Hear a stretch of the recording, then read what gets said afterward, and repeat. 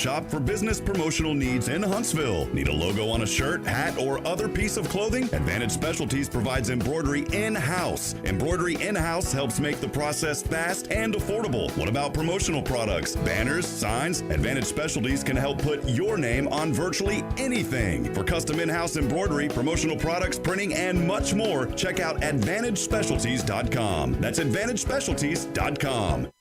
Why are people driving from all over Texas to Wiesner Hyundai to get a real deal? And during Wiesner's Stars and Stripes sale, save even more. How about a 2021 Hyundai Elantra Limited, $4,000 off MSRP? Get a 2021 Hyundai Kona Limited or a Tucson Limited, your choice, $5,000 off MSRP. Or a 2021 Hyundai Sonata Limited, $5,000 off MSRP. Buy for less at Wiesner Hyundai. Exit 87B, Wilson Road in Conroe, or WiesnerHyundai.com. Check out America's best warranty, 10-year, 100,000-mile powertrain limited warranty, and the Hyundai Assurance Program today.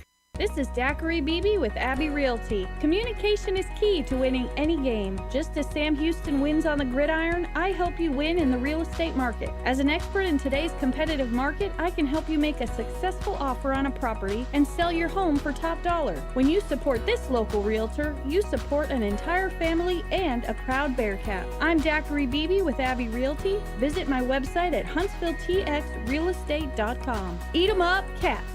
Hi, I'm Michael Murray with Murray Insurance and Financial Services. Our family agency has been representing the Huntsville and Walker County area since the 1930s. It can help you prepare for your future with your financial planning needs, along with the unexpected with life, health, long-term care, and disability insurance needs. Please give us a call at 1-800-695-LIFE. Our email is mike@murrayservices.net. Eat 'em up, cats.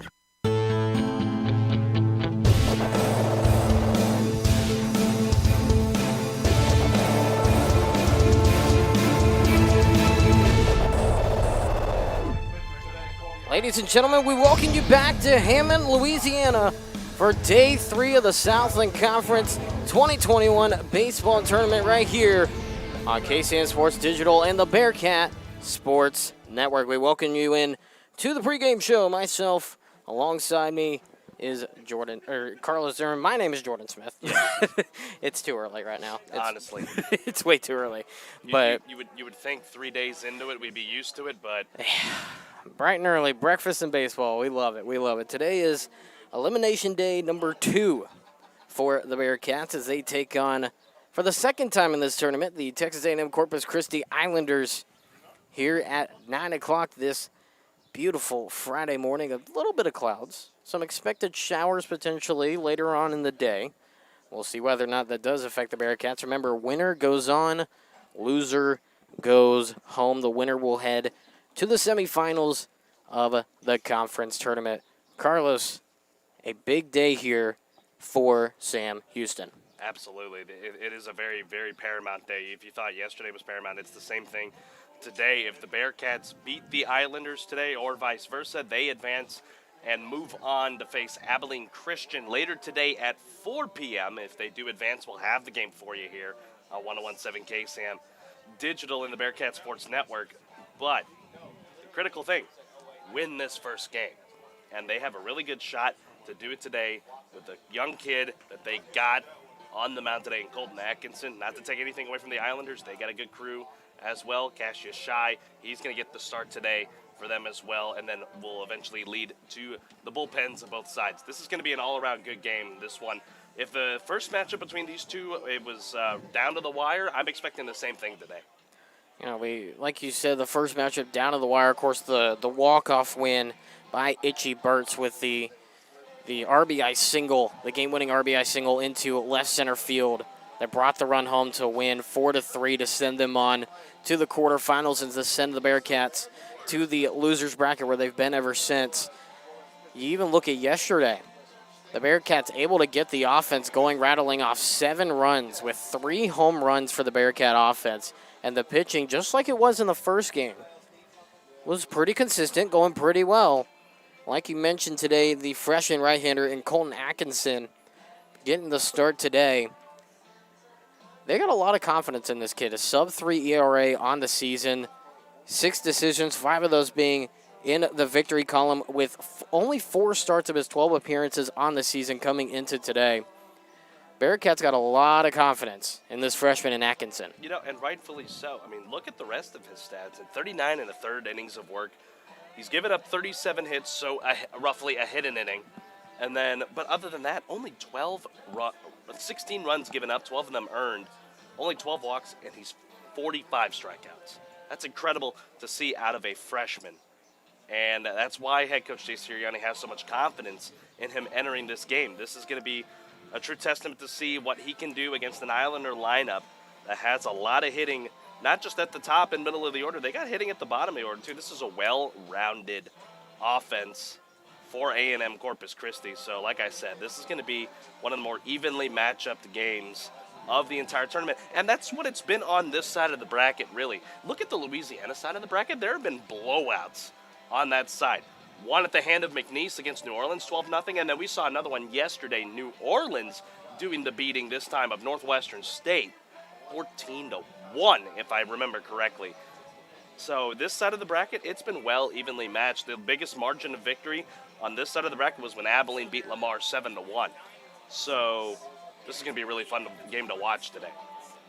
You know, something that head coach Jay Sirianni said in the post-game press conference yesterday after the victory for the Bearcats to keep them alive in this tournament. He said the fun that we've had all year, it's just getting started, and it seemed like they were having that fun yesterday when the offense seemed to finally wake up, really starting in that top of the ninth inning in Game 1, and then really got going in the entirety of yesterday's game, especially with a 2-run shot from Colton Cowser in that bottom of the first to take their first lead of the game and of the tournament. Absolutely, absolutely. This is going to be, again, like I said, I know it sounds like I'm already beating a dead horse and we're 8 minutes away from first pitch. This is going to be a testament to see what the Bearcats are made of. This is the team that was picked to win the Southland Conference.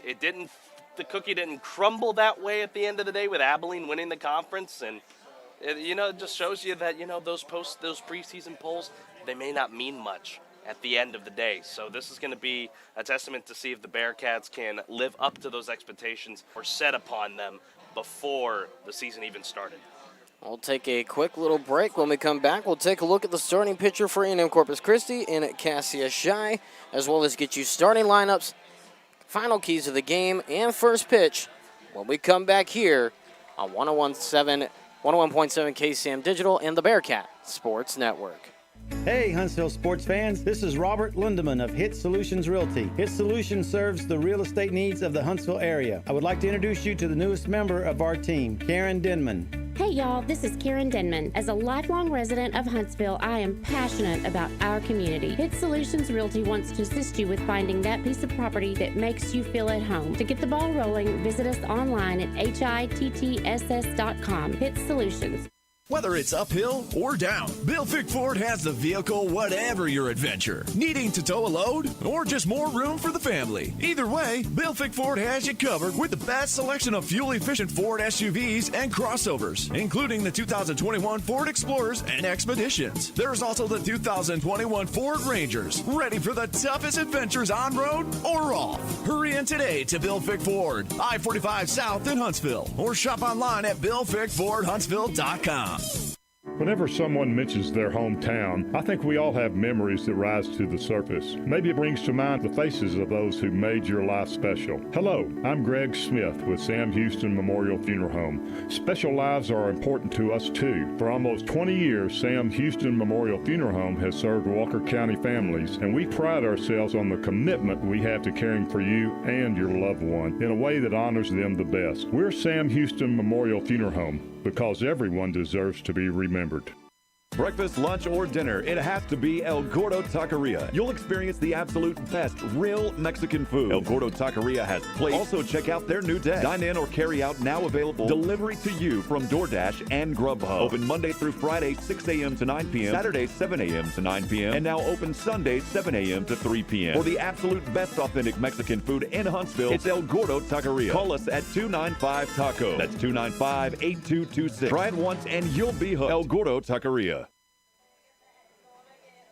Back here on the Bearcat Sports Network for the last bit of the pregame show before we get things started here with Day 3 of the 2021 Southland Conference Baseball Tournament right here on the Bearcat Sports Network and KSAM Sports Digital.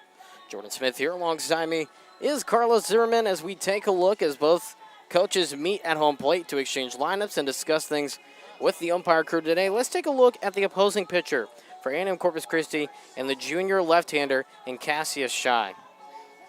Yeah, looking at Shy, the numbers don't let him fool you. A 4.81 ERA. He's got 4 decisions, all of them in the loss column, 0 and 4. He's only started 2 games. This is his 3rd start of the season. He's appeared in 17 games. This will be his 18th. 33 and 2/3 innings of work. He's given up 32 hits, 26 runs, 18 of them earned, 23 walks, 29 strikeouts. Looking at him, the left-hander, this is going to be the second left-hander that the Bearcats have had to face right out of the gate against A&M Corpus Christi because they faced the incredible arm of John Gaddis on Wednesday to open the tournament. And we all know what Gaddis did with his 13 strikeouts. But looking at Shy here, I'm not expecting him to go very far in this game. This is really going to be, for A&M Corpus Christi, a rather bullpen day, if you will. And this is going to play right into the Bearcats' wheelhouse because we saw what they could do against the bullpen of A&M Corpus Christi. Now, things could be different today. You never know.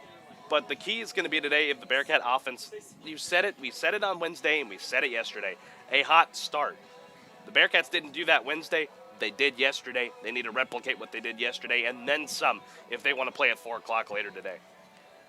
Like you mentioned earlier, like we said earlier, we said yesterday, it's survive and advance. Win or go home season here for the Bearcats as they take on the Islanders for the 2nd time here in this conference tournament. We take a look at the starting lineups for each side. First for the visiting Islanders. Hitting leadoff is Luke Marbach. He's at the first base spot.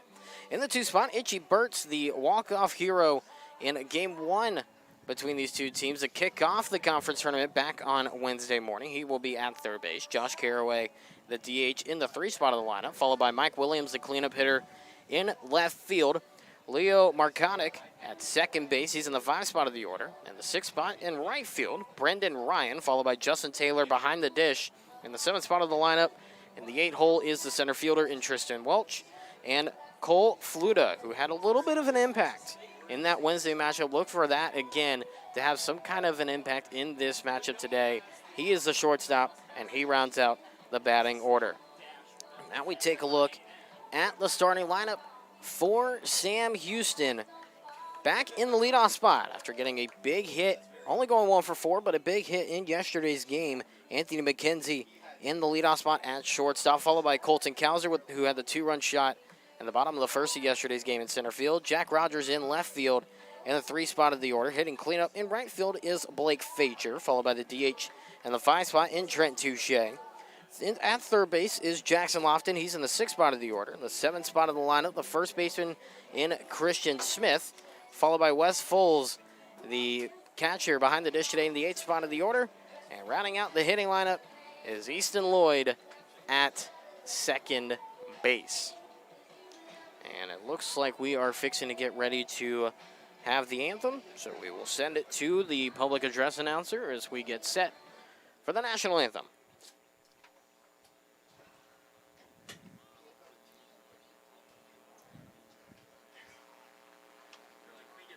Ladies and gentlemen, would you please rise and remove your hats as we honor America and those who protect it with the playing of our national anthem.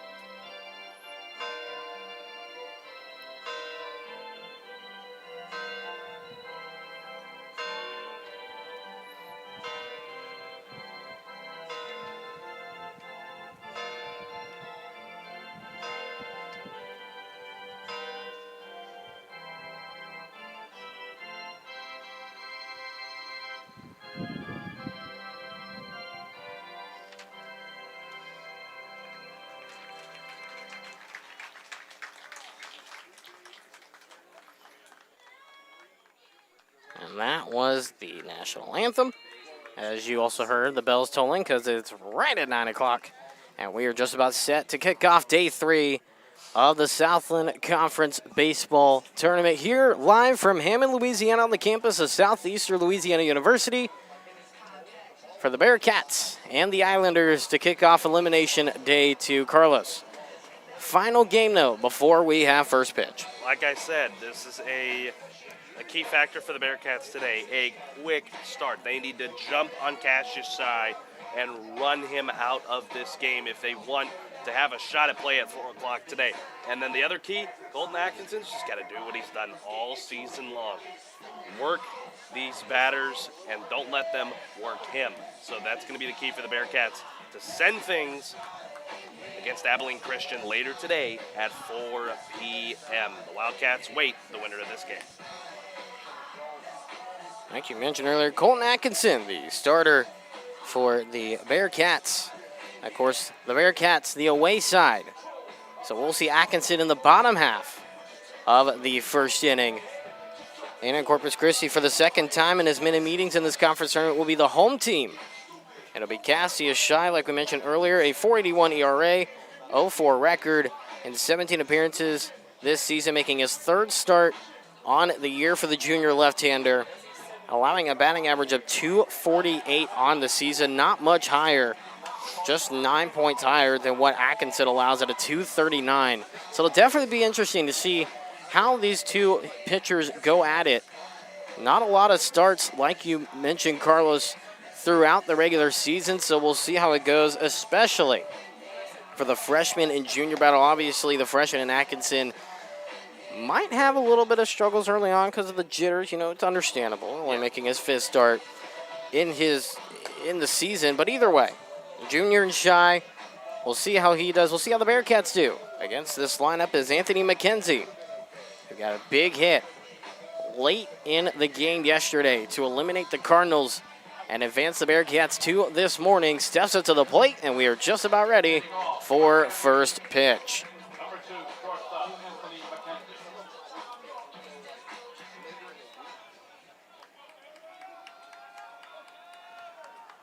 Shy will work from the stretch for his delivery as the first pitch is in there for strike one, and that is how the ball game gets underway. First pitch at 9:03.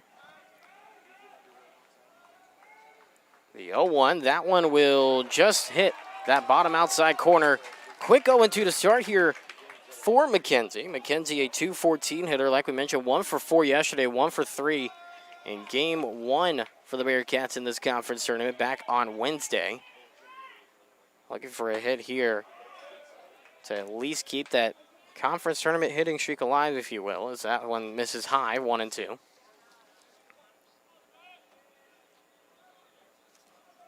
Shy from the stretch, the 1-2. This one a hard liner off the first baseman's glove in Marbach, and that will dribble into right field. And so McKenzie will get on first base. We'll see whether or not that's awarded as a hit or a fielding error. I believe that might be a fielding. Nope, they'll roll it a hit. So there is a single here, and McKenzie 1 for 1 to start the day. Yeah, they ruled it a hit because of just how hard the ball was.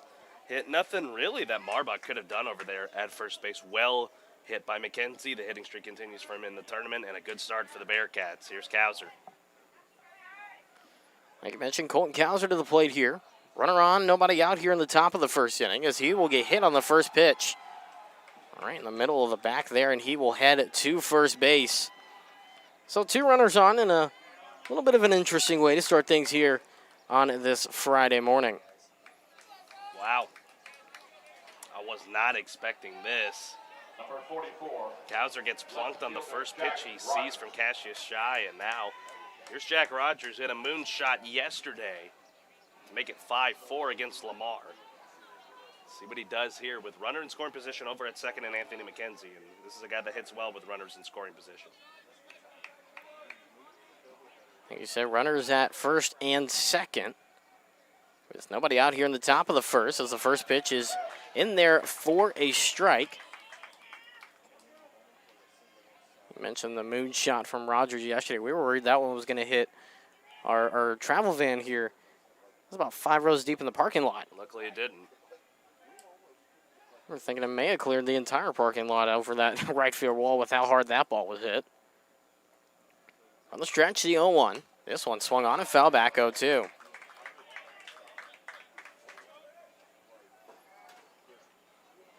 Jack Rogers, another guy in this lineup, has a bit of draft stock as well with the MLB draft coming up in just under 2 months now. So he can hit very well, and that's why he's got that stock. Checks a runner at second, does shy.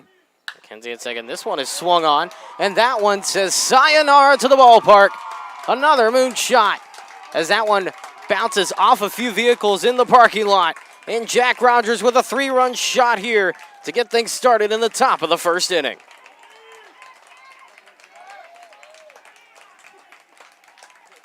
Folks, he's done it again.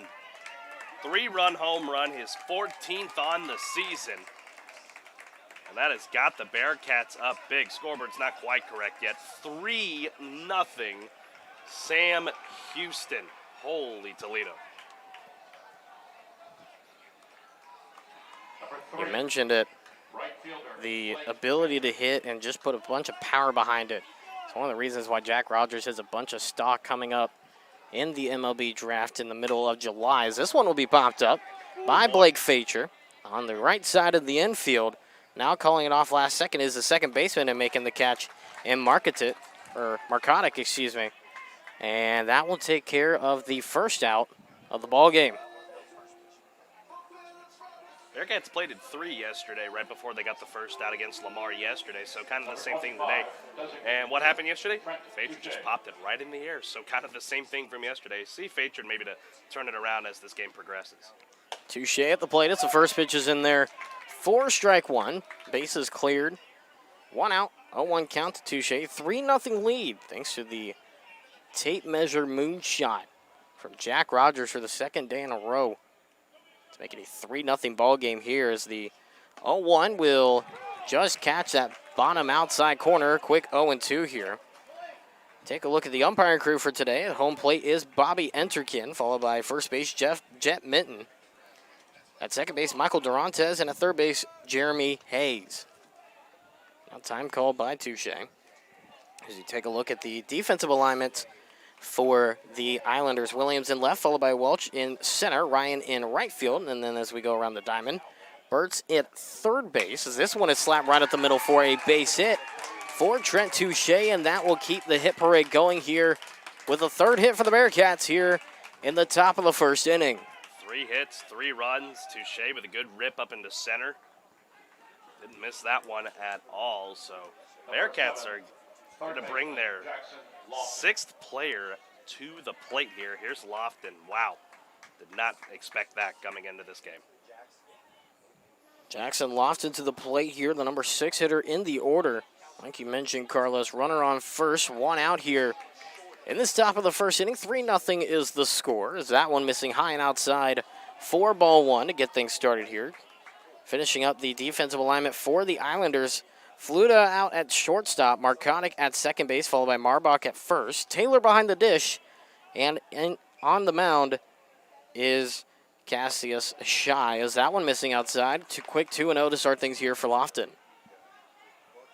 Yeah, looking at Lofton as Shy is going to get a meeting here with his catcher, Justin Taylor. Looking at Lofton on the year, batting 130 entering this game. No home runs, 2 RBIs, only 9 hits. He's looking for hit number 10 here. Hasn't been an ideal tournament for him in just the small sample size that he has played in, has Jackson Lofton. 2 at-bats and has not been able to put the ball much into play.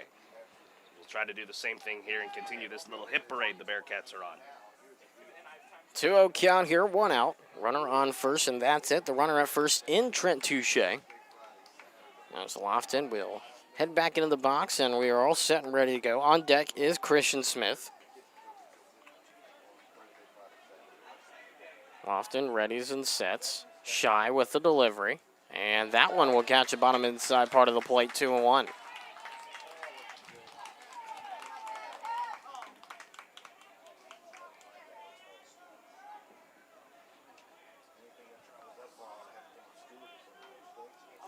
Touche, not much of a threat to try to steal a base. No reason to here. Only 1 for 3 on the season in stolen base attempts. Shy with the 2-1. That one outside. 3-1 the count.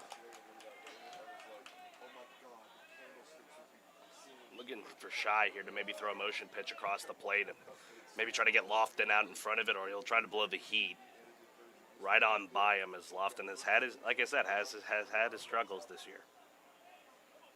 Ready now, the 3-1. This one swung on, a fly ball down the first base line, and that'll go out of play. That'll make it a full count. Well, Bearkats doing what they had to do, work the pitch count. Here of Cassius Shy and get him up early. And it's working. 6 batters to the plate, more, barring a double play, you'll see 7. Right now, the full count, they'll actually go to first for the pickoff move, not in time. So Touche will stay at first base. Like we mentioned, on deck, Christian Smith, and in the hole is Wes Fultz.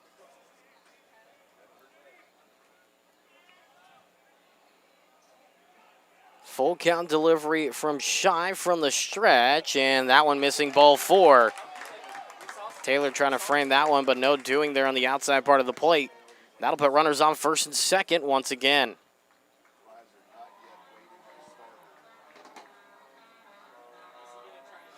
And we're going to have a mound visit here right out of the gate. Didn't expect this at all, Jordan. Not at all, especially in this first inning, but you said it, and we said it yesterday, and we said it Wednesday. Like you said, this is exactly what we expected to see, or what we needed to see from the Bearkats to start things off here. And it looks like they're going to go with the lefty already. Only a third of an inning's work for the starting pitcher. We didn't think we'd see too long of an appearance from Shy, but we didn't think it was going to be this short.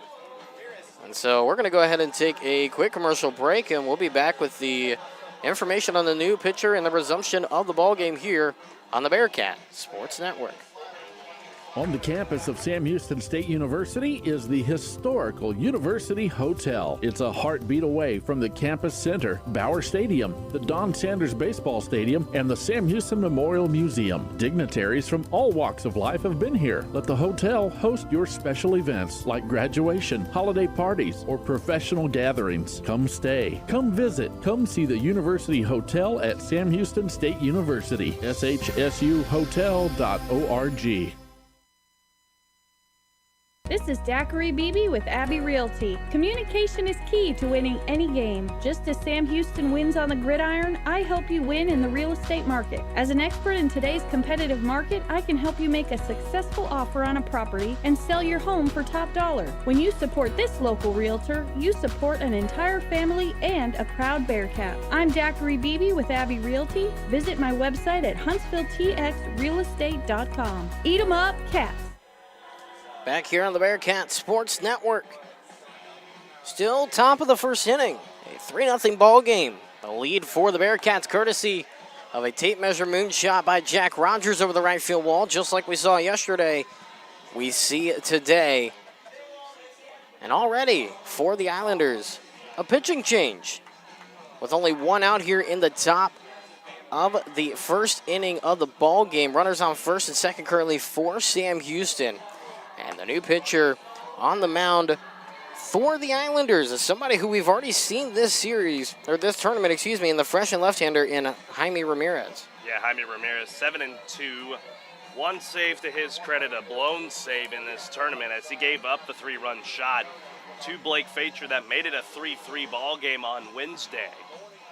He's in 15 2/3 innings of work. He's going to be called upon to go deep into this game. 39 hits, given up 21 earned runs to his credit, 27 walks and 49 strikeouts. And he comes on with runners at second and first as he'll deal with Christian Smith. We'll have that final stat line for you for Shy as soon as the runners are off base, because remember, those runners on first and second will go and are credited to Shy, not to Ramirez here on the mound.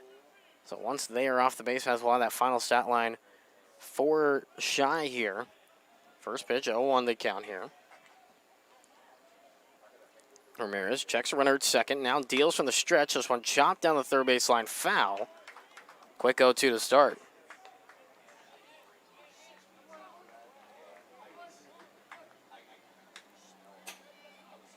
Like you mentioned earlier in the pregame show, Carlos, it's survive and advance. Winner of this game between the Bearkats and the Islanders will face Abilene Christian later today at 4 p.m. in Game 1 of a potential best-of-2 in the semifinals on the Texas side of the bracket, as it's known, as they check runner there at second.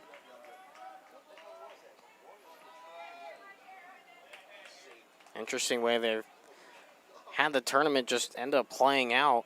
There's a couple of different sports we've had in the Southland Conference this year where it's been basically the Texas versus Louisiana. And we see it again here with the baseball tournament as the 0-2 missing outside, 1-2 the count. Looking at Christian Smith, 229 hitter. Really, if you're him right now, you try to just plug the gaps with any kind of hit here. You're bringing home the runner in Touche. Ready now, Des Ramirez with the 1-2. Takes the runner at second, now goes and try and get the runner at second in Touche, but to no avail there.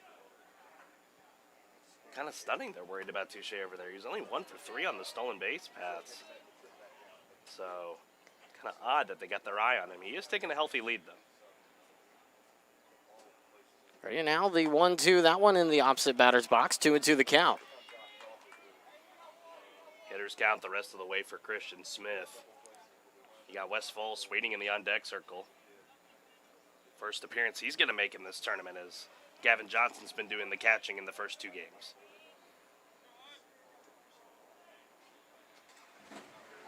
Ready now is Ramirez from the stretch. Checks the runner at second and Touche, now the 2-2. That one fouled off, not caught by the catcher, so it'll stay a 2-2. Good battle. Way to stay alive there, a pitch that ran inside. Just getting a piece of it is Smith, and now Ramirez here, you can set up for anything here. You can go fastball off the plate and get Smith to chase, or a breaking ball that'll fall right into the zone that Smith can't do anything with, so we'll see what happens. Ramirez waiting for his pitch. Now he gets it here. Touche on second. Lofton at first. The 2-2 on over to Smith. Won't go yet as they, again, check the runner in Touche at second base. Something to note, he's scored 18 runs himself this season. I think that may be part of the reason. But other than that, like you said, not really sure why they're really looking at him. You know, 2-2. This one chopped foul on the third base side. And like you said, a good battle brewing here.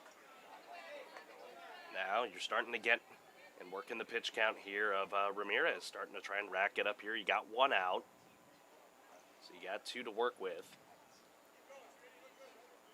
Really 1 to work with, if you will.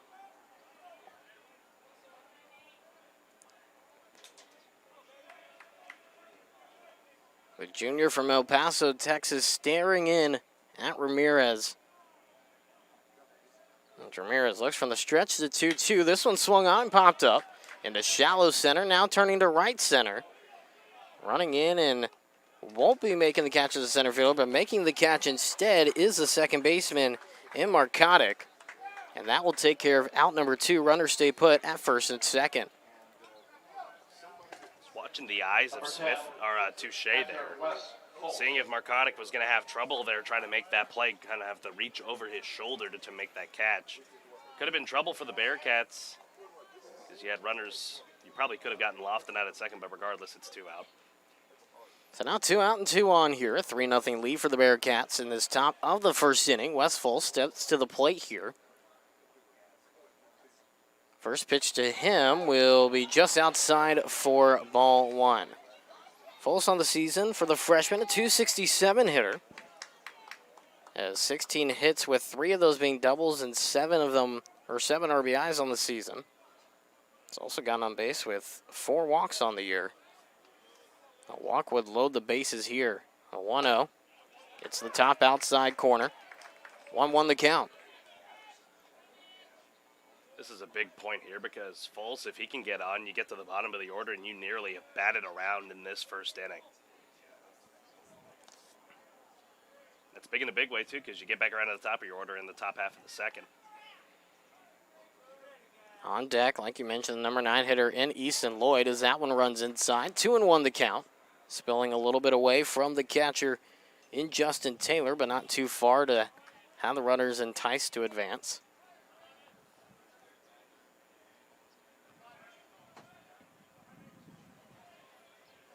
A 2-1 count here.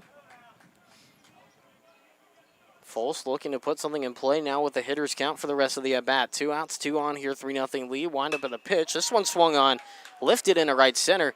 Still carrying towards the wall and then ranging under and making the leaping catch. No, it falls out of the glove of the right fielder in Ryan.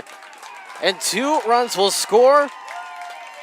It's now a 5-0 lead off of what may be a hit. We'll wait to see. I think they may call it a fielding error on the right fielder here. And we'll see here. That brings in the 2 runs to make it a 5-0 lead. Full standing on second base currently. Wow. And they haven't updated the scoreboard yet, but we'll see what they'll call it before long. But here's Lloyd. I believe 9th hitter. They may give it a hit. That one in there for a strike to get things started for Easton Lloyd. Now batted around the lineup here in this entire first inning here, top of the first. Now at the number 9 hitter for the freshman second baseman. Listed in our live stats as a double for Foles and a 2 RBI double. So we'll go with that until anybody says otherwise. 1-1 as that one's in the turf. And there it is, officially ruled a hit, the 4th hit of the inning for the Bearkats. Here in this top of the 4th inning, or top of the first inning with 4 hits.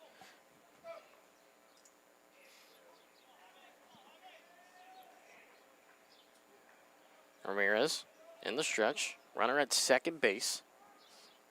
And in Folse, the throw in is a strike as that catches the outside part of the plate, 1-2.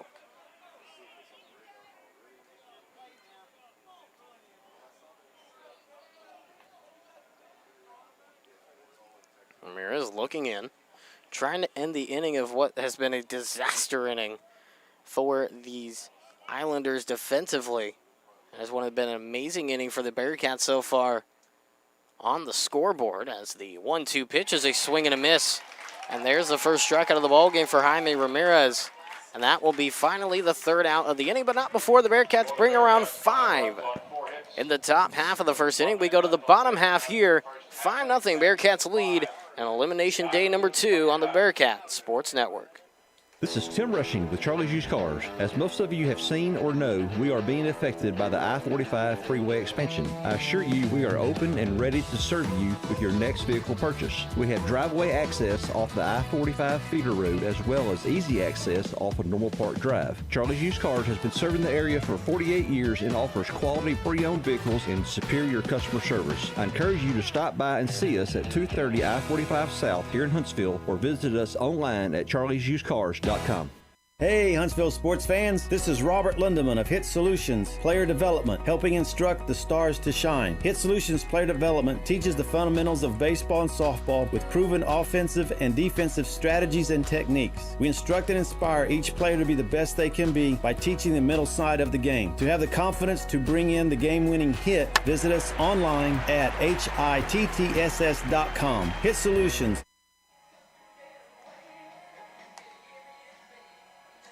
Back here on the Bearcat Sports Network and KSAM Sports Digital. The bottom of the first inning is finally fixing to get underway here, but not before the Bearcats put up a 5-burger on the top of the first inning. A 3-run shot from Jack Rogers and a 2-out, 2 RBI double from Wes Folse. And now we will finally see the freshman, what I like to, I guess, call phenom, and Colton Atkinson here in this elimination day number 2.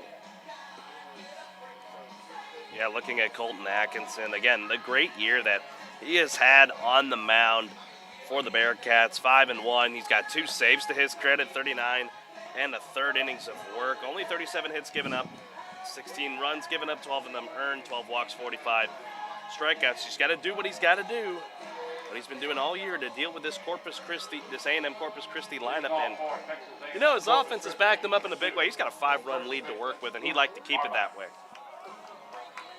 Luke Marbach will be the one to start things off here in this one, this bottom of the first inning. As the first pitch in there for strike one on the inside part of the plate. We started this game at 9:03. It is currently 9:26. Good Lord. 23-minute top of the first. That's incredible. That one in there for strike two as that catches the outer edge.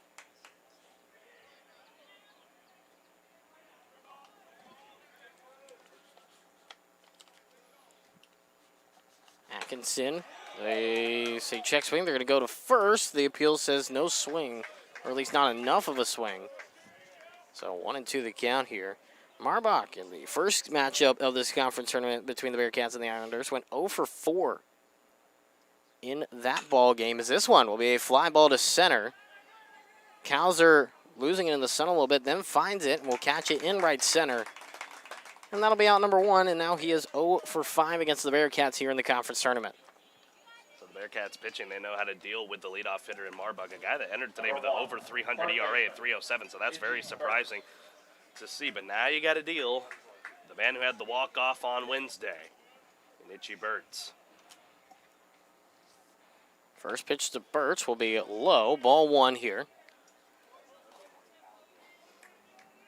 Birch, a .294 hitter for the senior on the year. Went 1 for 4 in that matchup on Wednesday, as that one's in there for a strike. His only hit being the game-winning RBI single into a left center field. This one will be swung on and fouled into the net. 1-2 the count here. He also got on base in that game with the walk, and he struck out in that one as well. Two Birds, 2 for 8 in this series, the only 3, and he's reached base 3 times, 1 RBI. And that RBI was the walk-off win. A 1-2, that one skips into the turf. 2-2 the count here.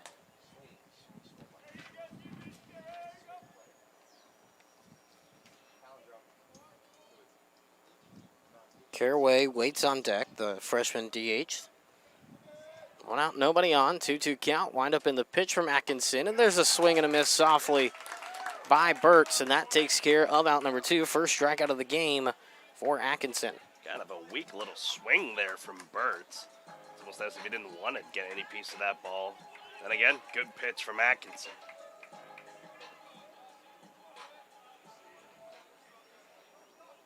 So now Josh Caraway with 2 outs and nobody on will head to the plate here. This one swung on, a liner to right center, and that will fall all the way to the wall. It'll be fielded by Facher out there in right field, and there's a 2-out double to get the first hit of the ball game for the Islanders. Yeah, that's a good piece of hitting there from Caraway. That not much you could really do with that one if you're Atkinson. Caraway, a really good hitter with his 6 home runs, 27 RBIs, and that on the year now for his 42nd hit. So now 2 outs here, and the number 4 hitter in the lineup, Mike Williams, will head on over to the plate here. 2 outs, and the runner in scoring position at second base in Caraway.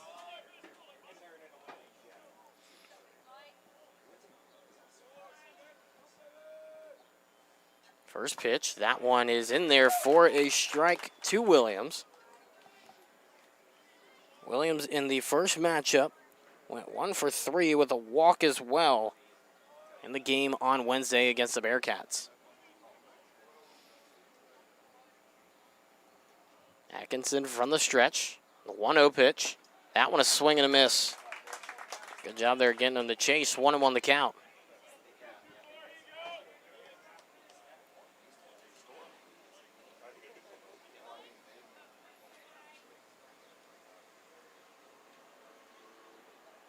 Atkinson taking his time. And actually, they updated now 1-2 the count here.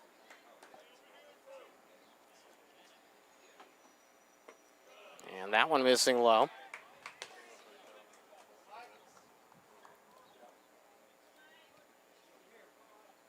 I believe now actually makes it a 1-2 count here 0-2 going into that pitch, it looked like. My apologies on that one. Atkinson taking his time again, checks the runner at second, now delivers the 1-2, and that punches in there for strike 3.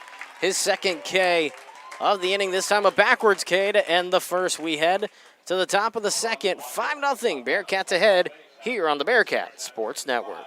Why are people driving from all over Texas to Wiesner Hyundai to get a real deal? And during Wiesner's Stars and Stripes sale, save even more. How about a 2021 Hyundai Elantra Limited $4,000 off MSRP? Get a 2021 Hyundai Kona Limited or a Tucson Limited, your choice, $5,000 off MSRP. Or a 2021 Hyundai Sonata Limited, $5,000 off MSRP. Buy for less at Wiesner Hyundai. Exit 87B, Wilson Road in Conroe, or WiesnerHyundai.com. Check out America's best warranty, 10-year, 100,000-mile powertrain limited warranty, and the Hyundai Assurance Program today. Advantage Specialties is your one-stop shop for business promotional needs in Huntsville. Need a logo on a shirt, hat, or other piece of clothing? Advantage Specialties provides embroidery in-house. Embroidery in-house helps make the process fast and affordable. What about promotional products? Banners, signs? Advantage Specialties can help put your name on virtually anything. For custom in-house embroidery, promotional products, printing, and much more, check out AdvantageSpecialties.com. That's AdvantageSpecialties.com. Back here on the Bearcat Sports Network, a 5-0 lead for the Bearcats as we head to the second inning of play here. Jordan Smith here alongside me is Carlos Zimmermann for the top of the second inning here in Hammond, Louisiana on the campus. Beautiful campus, by the way, of Southeastern Louisiana University, as we will see the top of the order come up in the top of the second. 1, 2, 3. Yes, they got through all 9 hitters in the top of the first inning. First pitcher McKenzie is in there for strike 1. McKenzie 1 for 1 on the day with a single. Came around to score thanks to the Jack Rogers moonshot over the right field wall in that first as part of the 5 runs scored in that inning. Is that one missing inside, 1-1 the count. Yeah, McKenzie getting the barrage hitting going. Barrage of inning, I should say, going in that top of the first. Looking to do the same here. 1-1. This one swung on it, just fouled away. Right at home plate, 1-2 the count.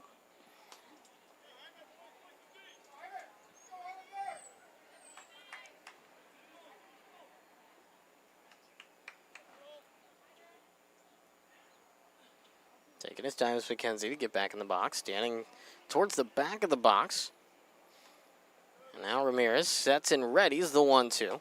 That one outside, 2-2, try to get into the chase, but to no avail.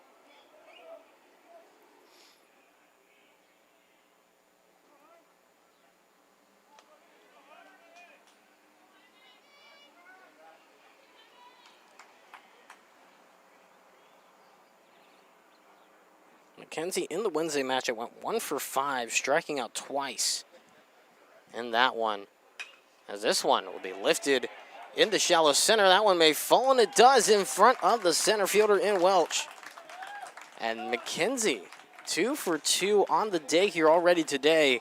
Most hits in a single game in this conference tournament this season.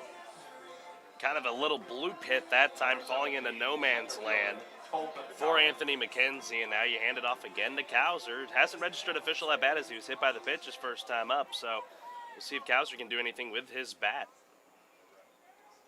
After that hit by pitch, he also did come around to score in that Jack Rogers 3-run homer.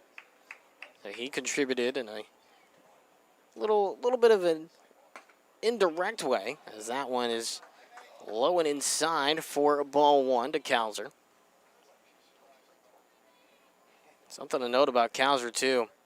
He's 1 home run away from becoming tied for 8th all-time with Hunter Hearn and Jason Harrison at 22 career home runs as a Bearcat. He's at 21 right now thanks to his home run, his 2-run shot yesterday in the bottom of the first inning.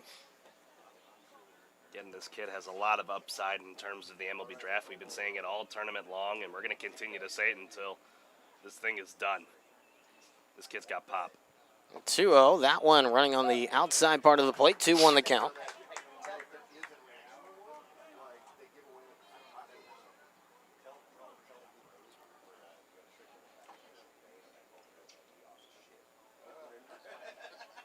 And you take a look right now, we've got about a little over half an hour in the game so far, just getting to the second inning. First game ran 2.5 hours. By the time we had hit the 2-hour mark, we were in the 8th inning. I think we may be here for possibly a 3-hour-plus ball game as that one is in there. 4 strike 2 if the way things keep going. Ooh, we may be here for a good while this fine morning. Like you said earlier, a bit of a cloudy day. Kind of benefit for us, getting some clouds. May have some rain in the forecast later this afternoon. First time we're going to have to deal with rain more than likely in this tournament.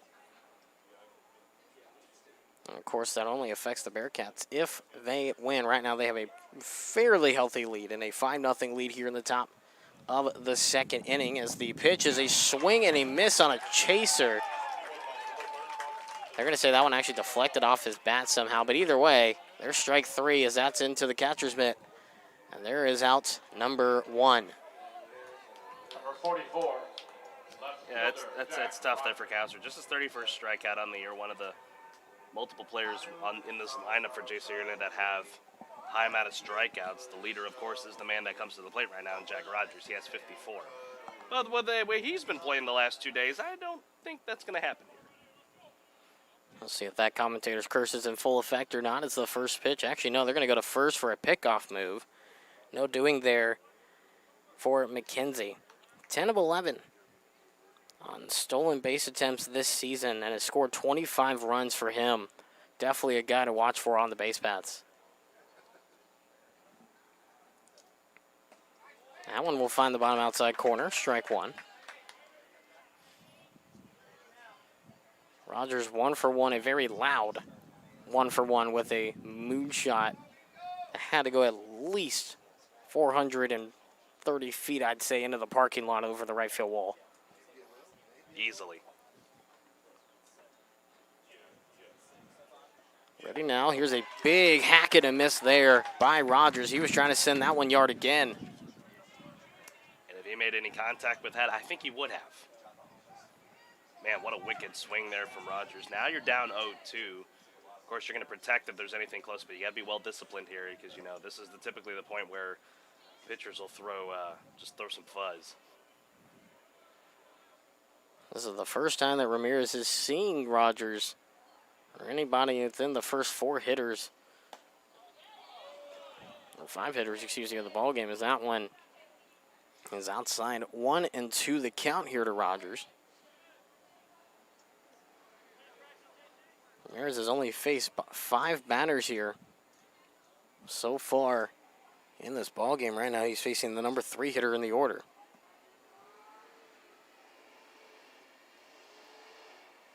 Ramirez with the 1-2. That one fouled straight back by Rogers.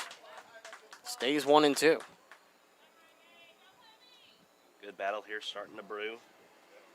Rogers trying to hang in there. Needs to, like he did right there, just needs to foul away the pitches he needs to and make solid contact with what he can, because Ramirez, the longer you go in that bat, it's going to favor Rogers over Ramirez. 1-2, that one fouled away. So the bat will stay alive just barely there. As the catcher for the Islanders and Justin Taylor walking that one off a little bit. Deflected and hit him, I think, above the shin guard. Yeah, you see him there. He's trying to stretch out there just to, you know, take the pain a little bit, put it in the back of your mind, and just keep going.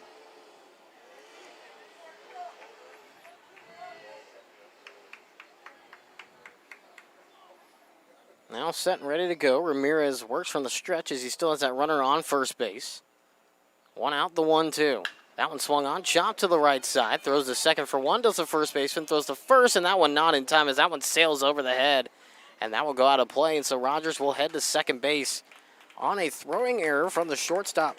In Fluta there was going to be what looked like a 3-6-1 double play. However, the throw from Fluta completely overshot shy and went out of play. Well, I think in that kind of situation, you just eat the ball at that point, because with where the pitcher Ramirez was and where Rogers was on the base pass, they were right with each other, so Rogers was going to be safe regardless. If I'm Fluta, you eat it because that keeps Rogers at first. Now you put him at second, and now you bring up Touche, who's already 1 for 1 today. There's a chance to bat him home and bring the 6th run of the ball game for the Bearkats.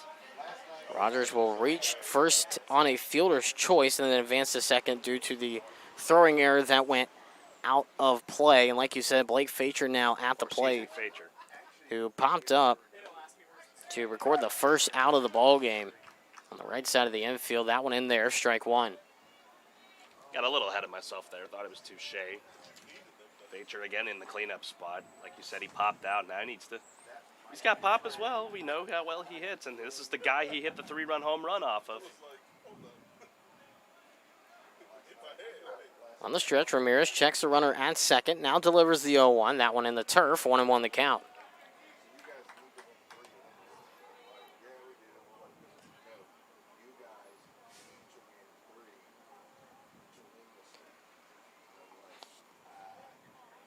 Like we mentioned, Facher coming into the game, a 272 hitter. Right now 0 for 1 in the ball game, dropping that down to a 269 average.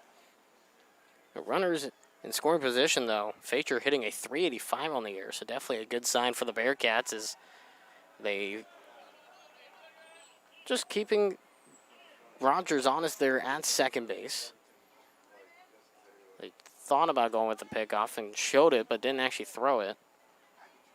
So now 1-1 here for Facher at the plate. 2 outs, runner on second, and that's it for the Bearcats in Jack Rogers. Wind blowing a bit from left to right across your screen here. Is that one a big swing and a miss from Facher? Swinging a little early on that one, 1-2. Yeah, that's a good motion pitch there from Ramirez. Getting Facher out in front of it. Wouldn't be surprised if he goes back to it again. That's kind of in the wheelhouse for Ramirez. So we'll see what he does.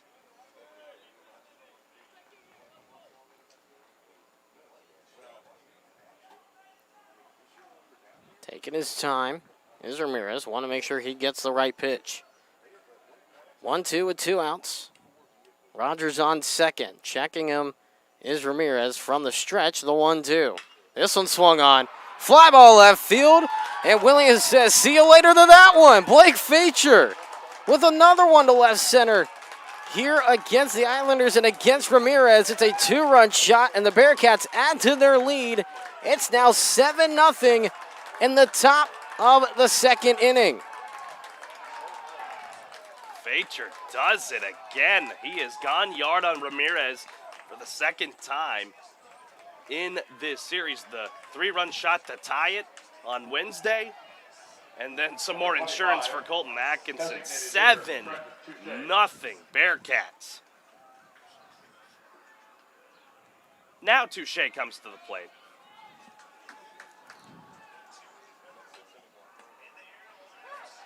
And that one in there for a strike. 2 Trent Touche, 4 strike 1. With that 2-run homer now, Facher is responsible for bringing in 5 of the 10 runs that Sam Houston has scored in games against the Islanders in this conference tournament. Unreal. Big swing and a miss there from Touche. That'll make it an 0-2 count. Touche so far in the game is 1 for 1 with a single. Came around to score as one of the 5 runs in that first inning. Right now a 7-0 lead here for the Bearcats in this top of the second. His time is called.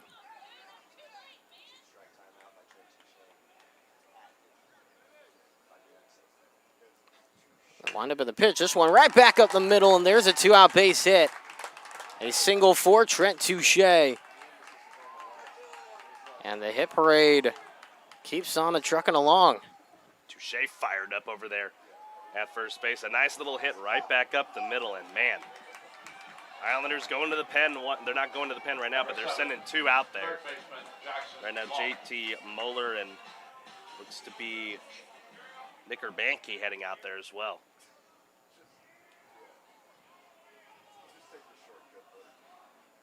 This one swung on and popped up and out of play behind us to the right. Oh! And hold up, there's a bounce. There's 1 for 1. We'll start the tally here this morning in the second. Can we get the bingo card today? We were 3 for 3 yesterday. We were 4 for 4 Wednesday. Can we get it today? I feel like that's trending towards a 2 for 2. Unfortunately.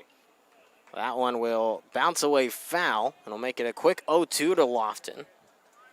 Got on base with a walk his first time up in the first inning of play, and now the clouds have completely covered this ballpark here. The sun is practically gone here in Hammond. The 0-2, this one swung on it, chopped on the third base side, but foul once again. Still 0-2.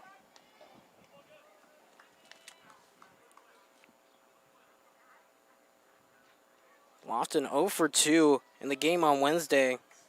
Struck out once in that matchup on Wednesday as well. The 0-2 pitch, and that one missing high.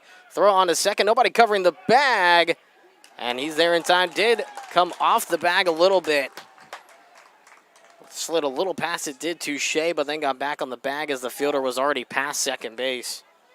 So Trent Touche now 2 of 4 on the year in stolen base attempts. Good job there by Touche getting in there just ahead, and now Lofton has a chance to bring him home.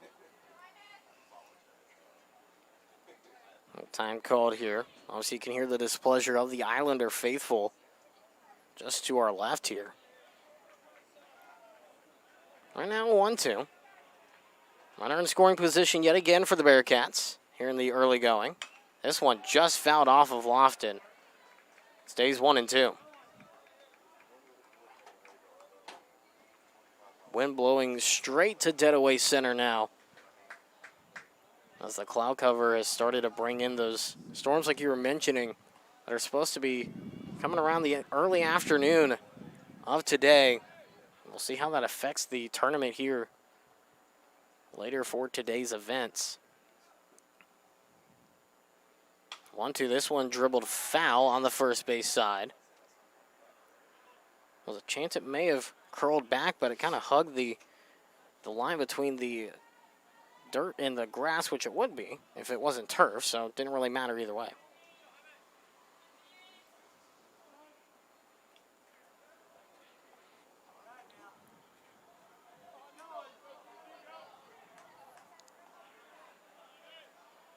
Lofton squares and readies here. Back of the box, but a little bit closer to home plate. On second base is Touche. Ramirez from the stretch checks the runner in Touche. Winds and delivers, and that one in the turf. Good block there by the catcher and Taylor. Lofton doing a good job working this at-bat here. He's got to continue to do it. Bearcats want a chance to continue to add to this lead.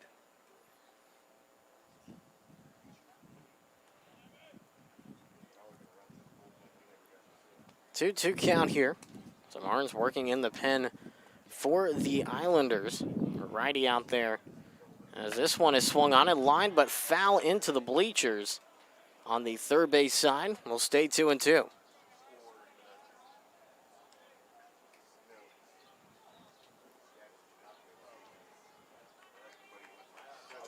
know, for the Islanders this season, this is the first time the Islanders have been in Hammond all year. The only time they played against Southeastern Louisiana was back in Corpus Christi. So this is the first time in the conference this season they played in Hammond. It's in the conference tournament as this one, a dribbler throws the first from third, and that one is offline. A high throw, and that will go out of play. And so the run will advance home into Shea due to the second throwing error of the inning. Apologies. My goodness. Another mistake by the Islanders defense. We got 2 errors now, and that's one more than any hits that they have in this game. So that plates the runner. Lofton goes to second on the error. Wow, 8-0. I'm stunned with how this has gone. 2 outs once again. Smith dribbles one to second. Markotic throws the first, and this one on line. And in time for out number 3, but the Bearcats add 3 more to the board here. We head to the bottom of the second. 8-0. Sam Houston looking to stay alive here in the Southland Conference Tournament when we come back on the Bearcat Sports Network. Hey, Huntsville sports fans. This is Robert Lindemann of Hit Solutions Player Development, helping instruct the stars to shine. Hit Solutions Player Development teaches the fundamentals of baseball and softball with proven offensive and defensive strategies and techniques. We instruct and inspire each player to be the best they can be by teaching the mental side of the game. To have the confidence to bring in the game-winning hit, visit us online at hittss.com. Hit Solutions. Hi, I'm Michael Murray with Murray Insurance and Financial Services. Our family agency has been representing the Huntsville and Walker County area since the 1930s. It can help you prepare for your future with your financial planning needs, along with the unexpected with life, health, long-term care, and disability insurance needs. Please give us a call at 1-800-695-LIFE. Our email is mike@murrayservices.net. Eat 'em up, cats. Back here on the Bearkats Sports Network and KSAN Sports Digital as we bring you the bottom of the second inning, an 8-0 lead. If you're just joining us, welcome to Hammond, Louisiana, here on the campus of Southeastern Louisiana University at Pat Kennelly Field, or Diamond at Alumni Field here for the 2021 Southland Conference Baseball Tournament. My name is Jordan Smith. Alongside me is Carlos Zimmermann. An 8-0 lead through the first 6 outs of the ball game.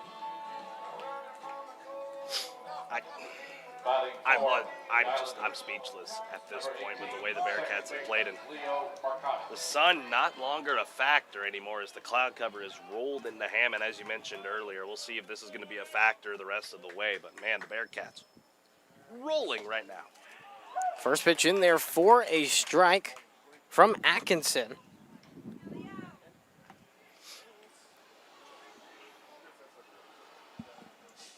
Marcotic at the plate. That one punches in there for strike 2. 5, 6, 7 due up for the Islanders here in this bottom of the second inning. 8 runs, 7 hits, no errors for the Bearcats. No runs, 1 hit, 2 errors for the Islanders, as that one just missing outside. 1-2 the count.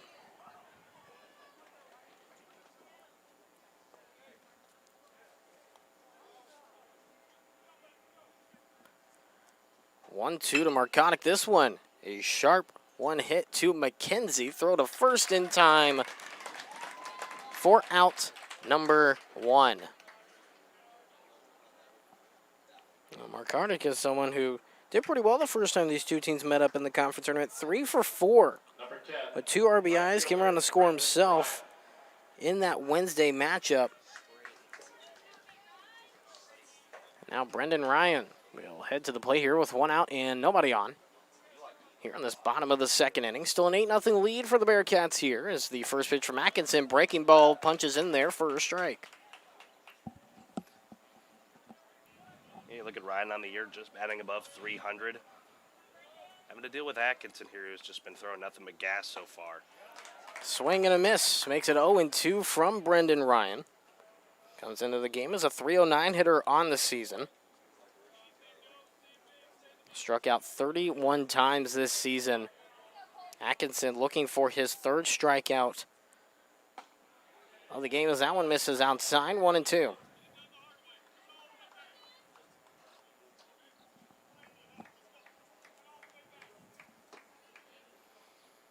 Taking his time once again. Here comes the 1-2 from Atkinson. This one dribbled on over to third. Lofton throw to first in time with a little bit of a shift. It works.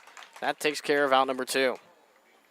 Good play there by Lofton. Little glove grab with the left hand and then rifling it on over to Smith at first.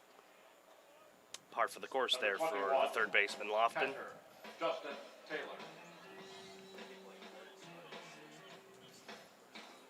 So now Justin Taylor will head to the plate here with 2 out. And nobody on here in the bottom of the second inning. First pitch just missing the zone, 1-0.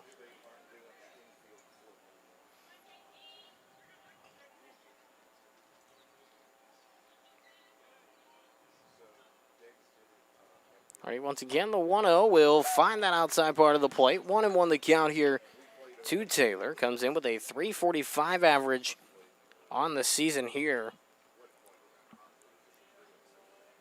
Went 0 for 3 in the first matchup between these two, striking out twice as that one's in there 1-2.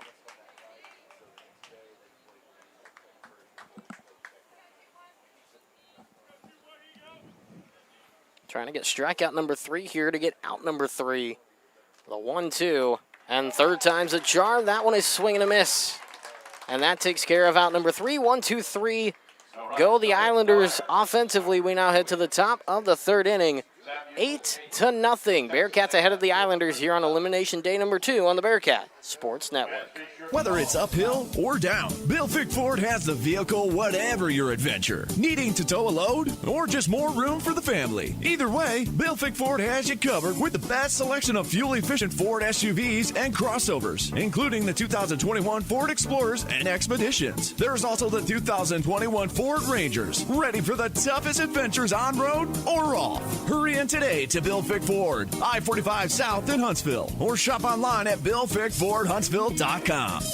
COVID-19 rapid testing is now available at TexPress Urgent Care in Huntsville. No symptoms are needed. Now you can get tested even faster and get your results back faster too. Not sure which test is right for you? TexPress Urgent Care is happy to help. For more details, call 936-570-2626. No appointments are needed. Walk-ins only. TexPress Urgent Care Clinic, located at 193 I-45 South. Check their website at TexPressUrgentCare.com and visit them on Facebook. That's TexPress Urgent Care next to Sports Clips in Huntsville.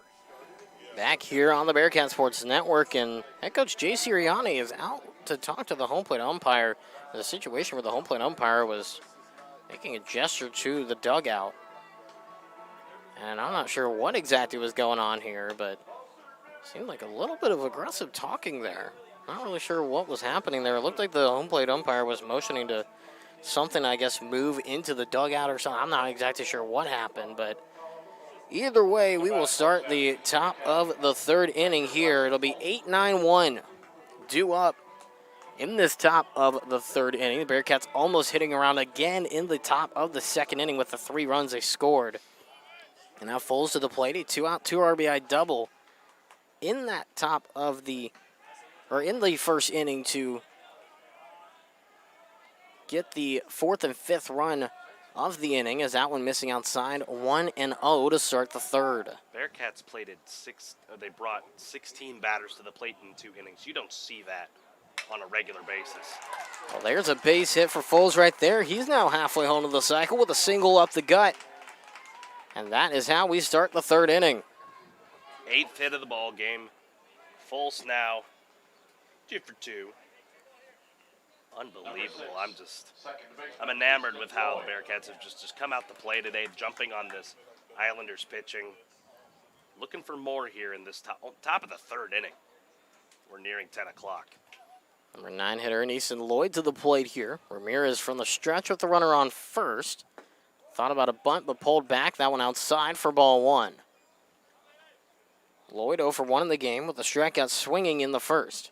And that is what ended that 5-run top of the first inning.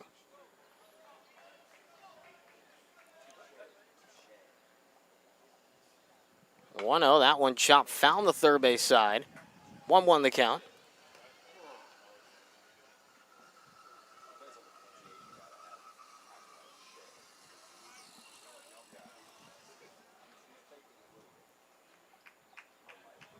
Went around first in Foles.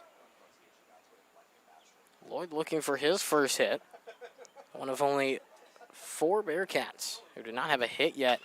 And this one, a fly ball to right field.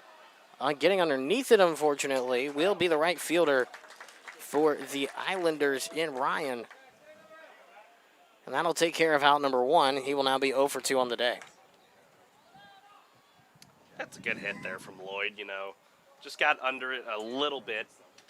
He's lofted into right field. A little more power behind that. It's a 10-0 ball game with that hit, but good effort regardless. Now you turn things back around to the top of the order for the third straight inning.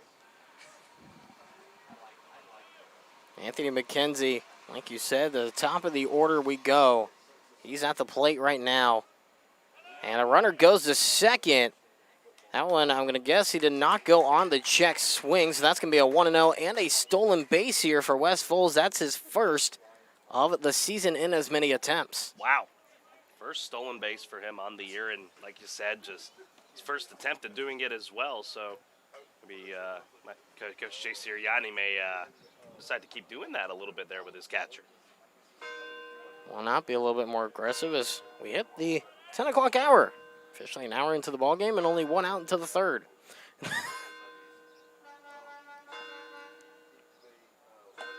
A slow-moving pitch. It misses the zone. 2-0 the count there. A close call there by the home plate umpire and Bobby Enerkin. I already did the strike signal for that one for you, and now instead it missed. I'm shocked that one wasn't called a strike. Runner on second. The only runner for the Bearcats on base right now is that one missing low and into the turf, 3-0.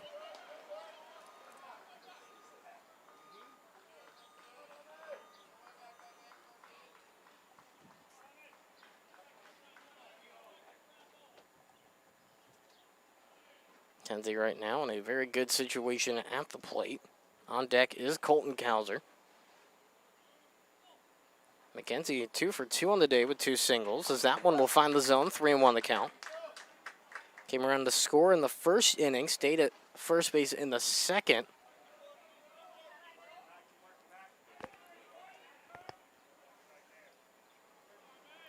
An 8-0 lead for the Bearcats here in this top of the third inning.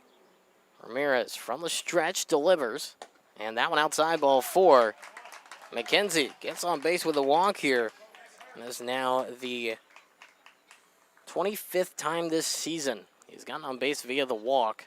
And now 1 out, runners at first and second.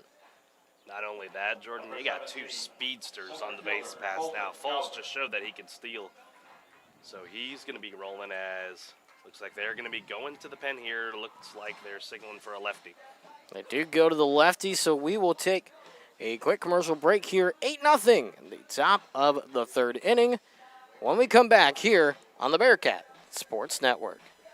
Whenever someone mentions their hometown, I think we all have memories that rise to the surface. Maybe it brings to mind the faces of those who made your life special. Hello, I'm Greg Smith with Sam Houston Memorial Funeral Home. Special lives are important to us too. For almost 20 years, Sam Houston Memorial Funeral Home has served Walker County families, and we pride ourselves on the commitment we have to caring for you and your loved one in a way that honors them the best. We're Sam Houston Memorial Funeral Home because everyone deserves to be remembered.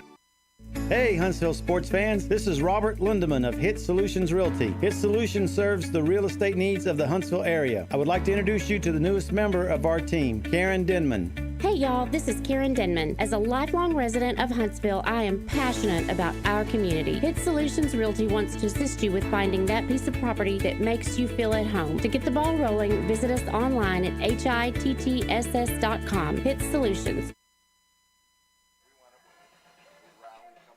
Back here on the Bearcat Sports Network, the top of the third inning is 8-0. Bearcats ahead here in this one as they now see the third pitcher for the Islanders in as many innings. It'll be Nick Urbanki on the mound here for the Islanders. Carlos, what do you have on him?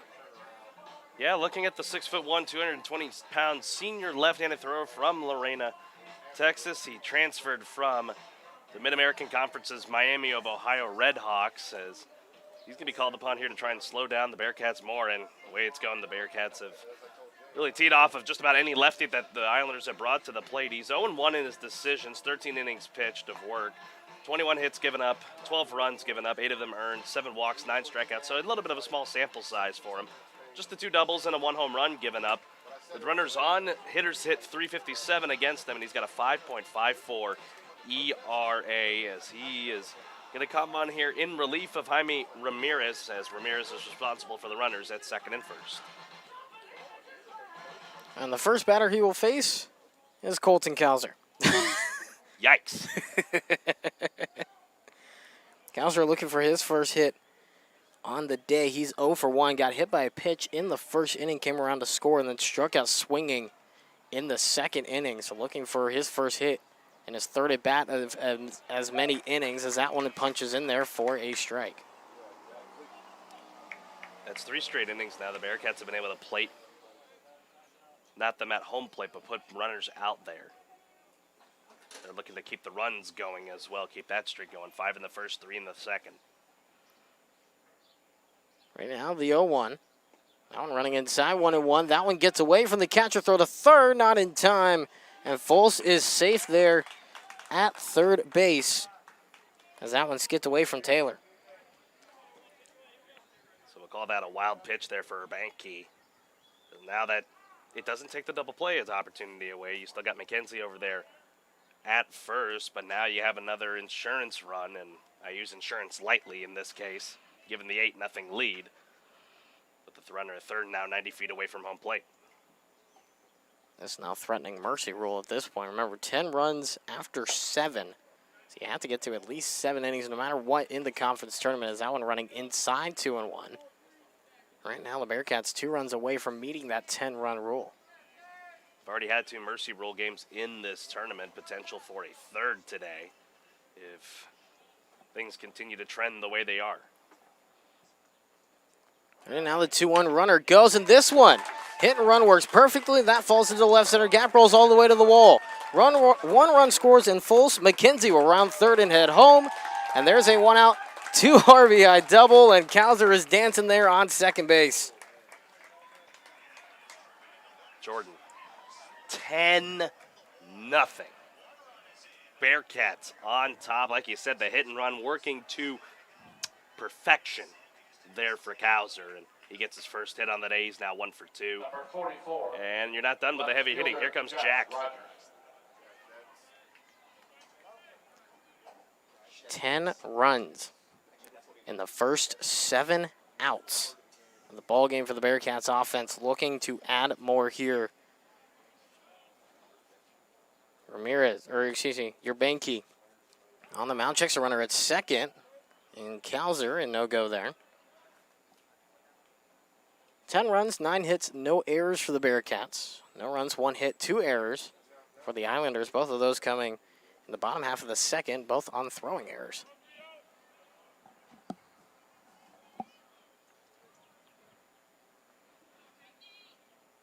First pitch to Rogers upcoming. This one swung on, fouled away.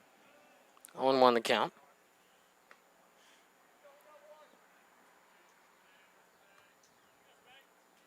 Rogers, that average has just continued to climb. He is at 356. He's got a home run to his credit, a fielder's choice as well, so he's 1 for 2. Looking for more here. He's got Kauser in scoring position there at second. Motion pitch, catching the outside edge. 0-2 the count here quickly to Rogers. I say quickly, but Urbanky and this pitching staff has really taken a lot of time in between pitches to try to set up, and I feel like that's benefited the Bearcats in a way offensively. Tremendously.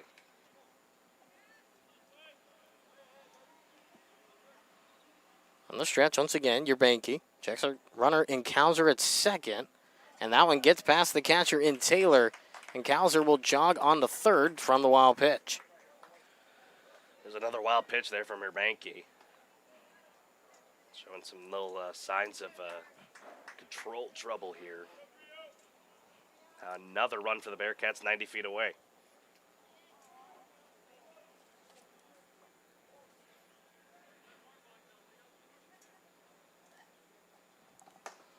And that one missing the zone. 2-2 the count here to Rogers.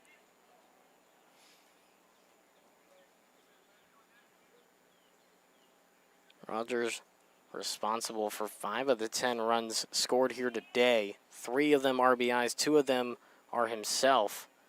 As that one thought about the strike and then decided not to, and you can hear the frustration from the Islander fans as he had a little bit of a twitch there. Thought about the strike, but just on the edge apparently, now a full count. Wow. That looked pretty good. Potentially could have been in trouble with the way Taylor set up there. Probably why that was called a ball. A 3-2, and that one will punch in there for strike 3, getting him on the outside part of the plate. First strikeout of the ball game for Nick Urbanky, and that takes care of out number 2. Number 3, right fielder, Blake Faker.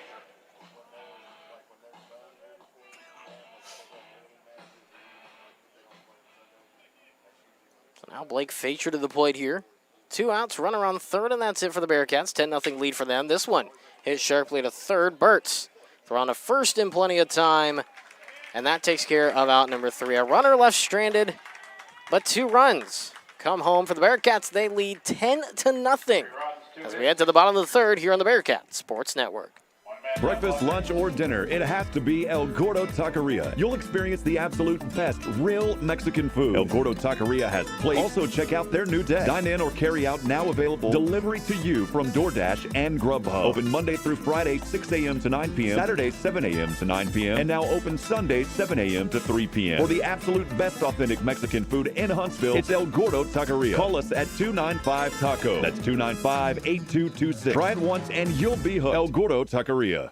Why are people driving from all over Texas to Wiesner Hyundai to get a real deal? And during Wiesner's Stars and Stripes sale, save even more. How about a 2021 Hyundai Elantra Limited $4,000 off MSRP? Get a 2021 Hyundai Kona Limited or a Tucson Limited, your choice, $5,000 off MSRP. Or a 2021 Hyundai Sonata Limited, $5,000 off MSRP. Buy for less at Wiesner Hyundai. Exit 87B, Wilson Road in Conroe, or WiesnerHyundai.com. Check out America's best warranty, 10-year, 100,000-mile powertrain limited warranty, and the Hyundai Assurance Program today.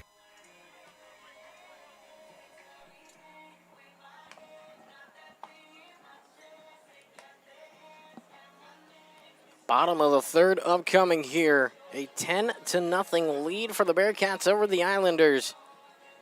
Here in game number 1 of day number 3 of the 2021 Southland Conference Baseball Tournament right here on 101.7 KSAM Sports Digital and the Bearcat Sports Network. Jordan Smith here alongside me is Carlos Zimmermann. And Carlos, what else can you say about what has happened in this game? You know, there's not much else you can say. The Bearcats have just brought their A game today offensively, and Atkinson has been doing very good as well. Just the one hit given up at a 1-2-3 inning in the previous inning. He's looking for the same thing here again as he'll face the 8-9-1 of Welch, Fluta, and the top of the order in Marbach. Like you mentioned, the 8-9-1 due up as Welch. We'll see the first pitch from Atkinson, and that one punches in there for a strike. Once again, getting a ton of time to rest in the dugout and refocus and recoup, and that's really benefited thanks to the offense we've seen here today from the Bearcats. This one, a chopper on over to third, taking his time and making the throw to first in time is Lofton, and that takes care of a 2-pitch out number 1. Like you said, 2 pitches, 1 out here for Atkinson. You can't get more any efficient than that. See if he can keep it going here. He'll deal with the bottom of the order now. Cole Fluta, like you mentioned earlier, he came up in a big way for, for the Islanders on Wednesday, trying to get something going here, down 10-0.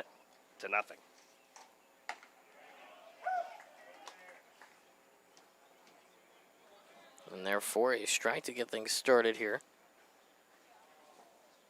0-1 the count. That one outside 1-1. Fluta went 0 for 2 in the matchup Wednesday. However, he got on base with the walk, and he ended up being the runner that came around to score in the bottom of the 9th inning, if memory serves right. And that's what helped this Islander squad walk off Wednesday in big fashion and keep them in the winner's bracket and send the Bearcats to the losers. Now they both meet in what could be the de facto losers bracket championship, if you will, as that one punches in there 2-2 to Fluta. Again, folks, the path for the Bearcats to the championship game tomorrow night at 6 p.m. Win this one, hang on to win. You play Abilene twice. If you can beat them twice, you get yourself into the title game. This one chopped to the left side. Once again, Lofton throws the first lasers in plenty of time. And there's out number 2. Keeping Jackson Lofton busy over there. That's the third put out of the game for the third baseman. Lofton had one in the previous inning. Now he's had him back-to-back. Luke Marbach to the plate here as we round it back up to the top of the order. The senior first baseman looking for his first hit. He's 0 for 1 on the day with a fly ball to straightaway center. Back in the first inning to get the bottom of the first started as that one punches in there for strike 1. For Atkinson, that is 3 straight times he has started an at-bat in this inning with the first pitch strike. Throwing lasers up there. The 0-1, that one is skipping into the turf. Getting behind the catcher. That'll make it 1-1. Nobody on base, 2 outs. A 10-0 lead for the Bearcats here in this bottom of the third inning of the first game of day 3 of the 2021 Southland Conference Baseball Tournament as the 1-1 pitch will miss the zone inside 2-1. to the senior from New Braunfels.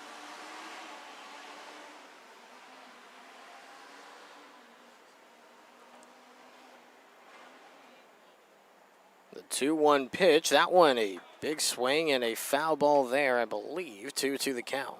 Yeah, just out of the glove, a false there behind the plate. That's what it sounded like, at least. Seconds and a strike away from another 1-2-3.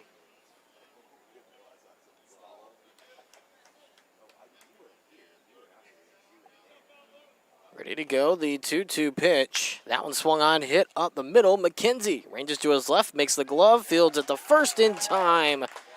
And that takes care of a 1-2-3 inning defensively for the Bearkats. Sam Houston only scored 3 runs in the 9th inning on Wednesday. They've scored 10 here with 2 of the 3 innings so far, 3+ runs. We'll see if they can add more here as we head to the 4th on the Bearcat Sports Network. Hey, Huntsville sports fans, this is Robert Lindemann of Hit Solutions Player Development, helping instruct the stars to shine. Hit Solutions Player Development teaches the fundamentals of baseball and softball with proven offensive and defensive strategies and techniques. We instruct and inspire each player to be the best they can be by teaching the mental side of the game. To have the confidence to bring in the game-winning hit, visit us online at hittss.com. Hit Solutions. On the campus of Sam Houston State University is the historical University Hotel. It's a heartbeat away from the campus center, Bauer Stadium, the Don Sanders Baseball Stadium, and the Sam Houston Memorial Museum. Dignitaries from all walks of life have been here. Let the hotel host your special events like graduation, holiday parties, or professional gatherings. Come stay, come visit, come see the University Hotel at Sam Houston State University, shsuhotel.org.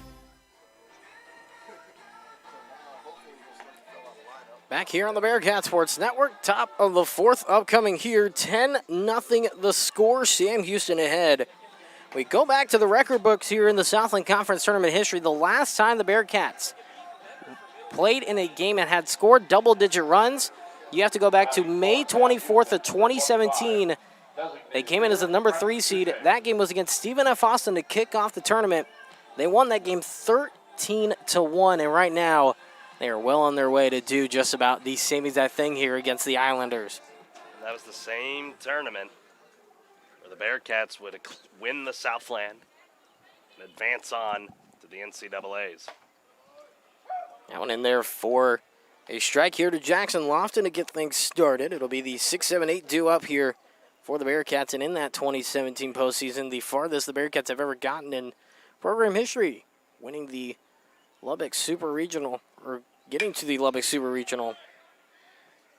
And that one a fly ball to right. That one caught on the run there from Ryan, and that takes care of out number 1. But a very, very big year in 2017. Bearcats are looking to make some more noise here as they've done in these last 2 games. Really, every game they've made a good amount of noise, but especially these last 2, and especially today with this 10-0 throttling, if you will, in this top of the 4th inning with 1 out here, 10-0 lead for Sam Houston. Bearcats are going to try and build upon it here. They have broken that 10-run threshold. That one high for ball 1 to Jackson Lofton to get things started. Lofton is 0 for 1 in the game. Got on base with a walk in the 1st. And got it on base back in the 2nd due to a throwing error from the 3rd baseman. The 3rd baseman in Burtz. Right now 1-1 as that one was fouled away.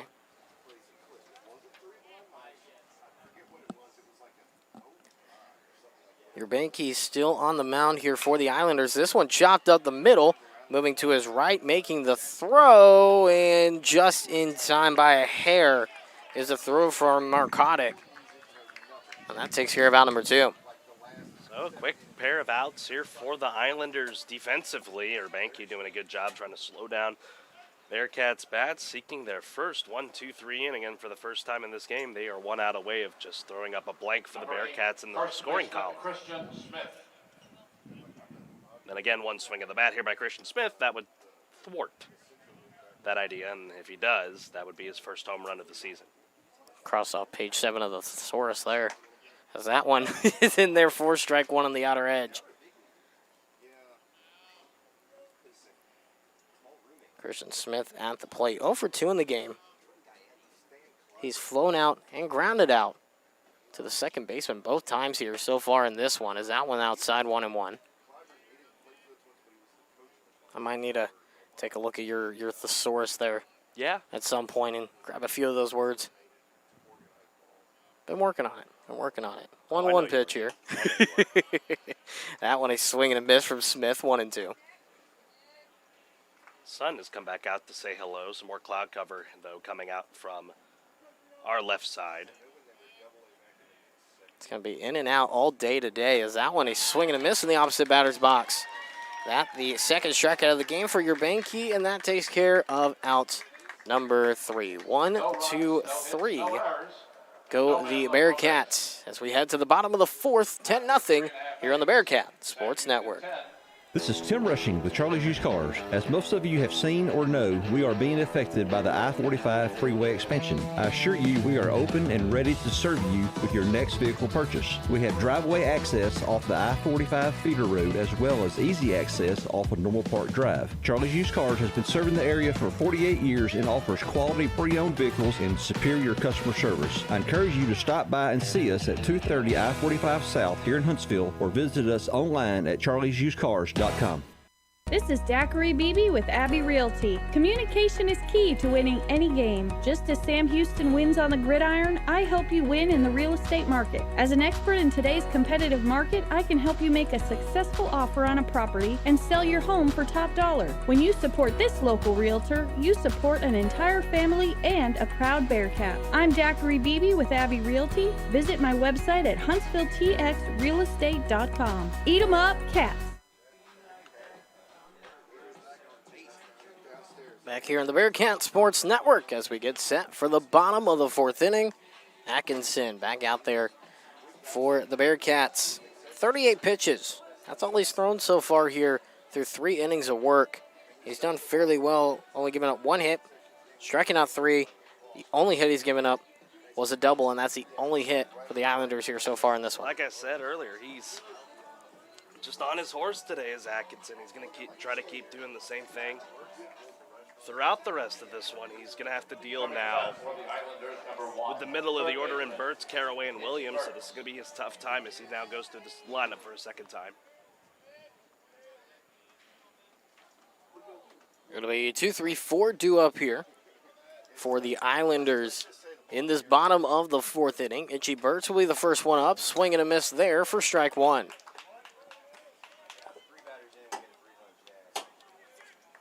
Burt's 0 for 1 in the game with a swinging strikeout back in the first inning of play. As that one misses low and into the turf, 1-1.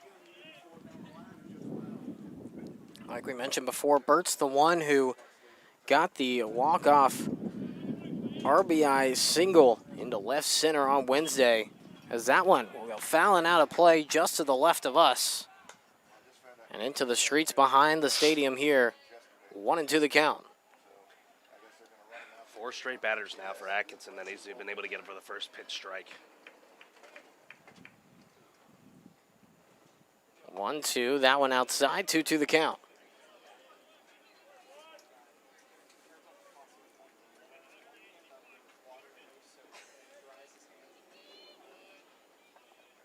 Ready to go once again. Atkinson delivers with the 2-2, and a swing and a miss there. They tag him out just to make sure, and that takes care of out number 1. Kind of another weak swing there from Itchy Birds. It's 2 straight times he's been struck out swinging by Atkinson, and both of them have not really been convincing swings. So, gotta wonder if what's going on in the head of Birds, one of the, if not the best hitter in this lineup for A&M Corpus Christi. Josh Caraway will head to the plate here. 1 out, nobody on. First pitch from Atkinson will pin the zone for strike 1. That's 5 now, at least. I'm trying to rattle my head and think further back, but at least 5 times that Atkinson started with the first pitch strike. He'll go for a second pitch strike. That one missing high, though, 1-1. 4 strikeouts for him so far in the ballgame. No walks. And through 3 1/3 innings of work so far. Like we said, the only runner he's allowed is that double as this one. Flown into left center field. Ranging underneath it and calling it off to make the catch is Rogers, and that takes care of out number 2. again, that was the guy that had the double, so for Atkinson, he has been able to set down Left fielder Mike Williams. the 10 batters he's had to deal with since, Caraway being the 10th. So Mike Williams here, like you said, at the plate now.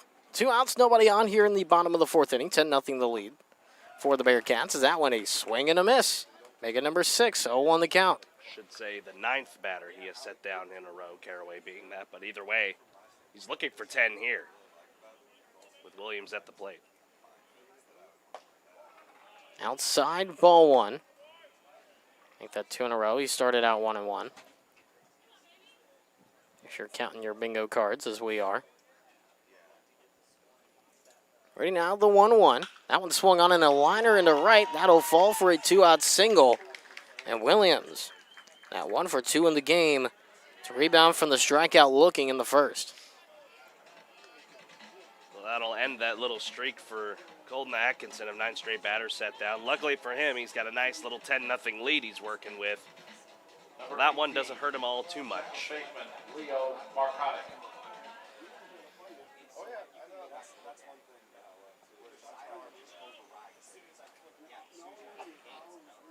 Like you said, Marcotic at the plate here. 2 outs and a runner on base, only the second hit. And the second time for the Islanders, a runner's been on base. And once again, outside part of the plate this time, 0-1. 7 in a row. Atkinson just doing what he has been doing this entire game. Just not giving much for these Islander players to hit. The 0-1. That one checks swing, and I think they're going to say he went 0-2. Yeah, home plate umpire says he went, couldn't hold up, 0-2, 2 out. Atkinson looking for yet another punch out. It would be his 5th if he can get it.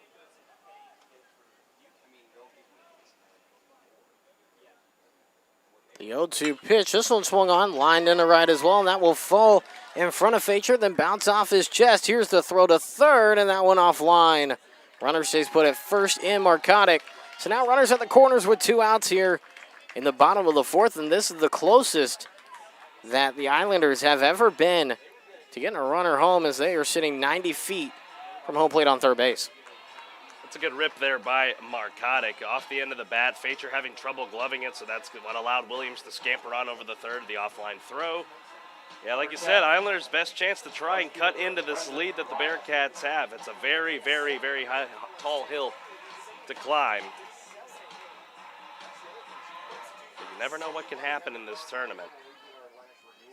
Brendan Ryan to the plate here with 2 on and 2 out. 10-0 lead still for the Bearcats here in the bottom of the 4th inning. As this one chopped to the right side softly. Lloyd throw to first, and the stretch there from Smith, and that one in time for out number 3. The Islanders strand 2, score none. We head to the 5th. 10-0. Bearcats ahead here on the Bearcat Sports Network. COVID-19 rapid testing is now available at TexPress Urgent Care in Huntsville. No symptoms are needed. Now you can get tested even faster and get your results back faster too. Not sure which test is right for you? TexPress Urgent Care is happy to help. For more details, call 936-570-2626. No appointments are needed. Walk-ins only. TexPress Urgent Care Clinic, located at 193 I-45 South. Check their website at TexPressUrgentCare.com and visit them on Facebook. That's TexPress Urgent Care next to Sports Clips in Huntsville. Advantage Specialties is your one-stop shop for business promotional needs in Huntsville. Need a logo on a shirt, hat, or other piece of clothing? Advantage Specialties provides embroidery in-house. Embroidery in-house helps make the process fast and affordable. What about promotional products? Banners, signs? Advantage Specialties can help put your name on virtually anything. For custom in-house embroidery, promotional products, printing, and much more, check out AdvantageSpecialties.com. That's AdvantageSpecialties.com. Back here on the Bearcat Sports Network. To the top of the 5th inning we go. Your Banky back out there for the Islanders. A 10-0 lead. Sorry, catching my breath there. Just hiked up the stairs a little bit. Whew. That's really the feeling we have here in this ball game. 10-0. Bearcats are really taking the breath out of this entire stadium, except for the fans to our right, the Bearcat faithful. Should really be used to these like ill hills, given that we go to Sam Houston. But yeah, not when you have all this extra weight on you. Oh yeah, I know. Believe me, I do. I call it broadcaster body. There you go. Not a dad bod, a broadcaster bod.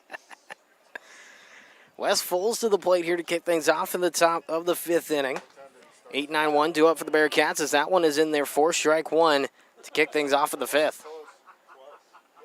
I'd like to give a quick shout out here to Mr. Robert Lindemann, listening from Cabo San Lucas in Mexico. Woo! Welcome. Bearcat Sports Network International here is that one's 1-1 on the outside part of the plate. Thank you for tuning in and listening. That one just fouled away by Foles. 1-2 the count here. Foles, like you said earlier, halfway to the cycle, double and a single. He would really need a big hit here if he wants to get to that very elusive triple. And he's without a home run this year. So there's the time to do it. Do it right now. 1-2, there's a swing and a miss. That'll go into the turf. They'll tag just to make sure, and that is a swing and a miss strikeout for out number 1. Second strikeout of the game, or excuse me, third for Urbanky. He's going to see Easton Lloyd here. Had a home run yesterday, one of those 3 moonshots out to the right field parking lot. And I know where we parked today, so I think if we parked good enough, we're outside of the foul pole, so I don't think a ball's heading our way.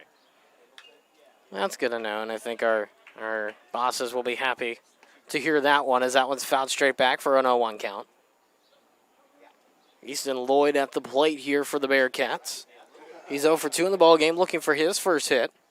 Struck out on the first swinging, flew out to right field.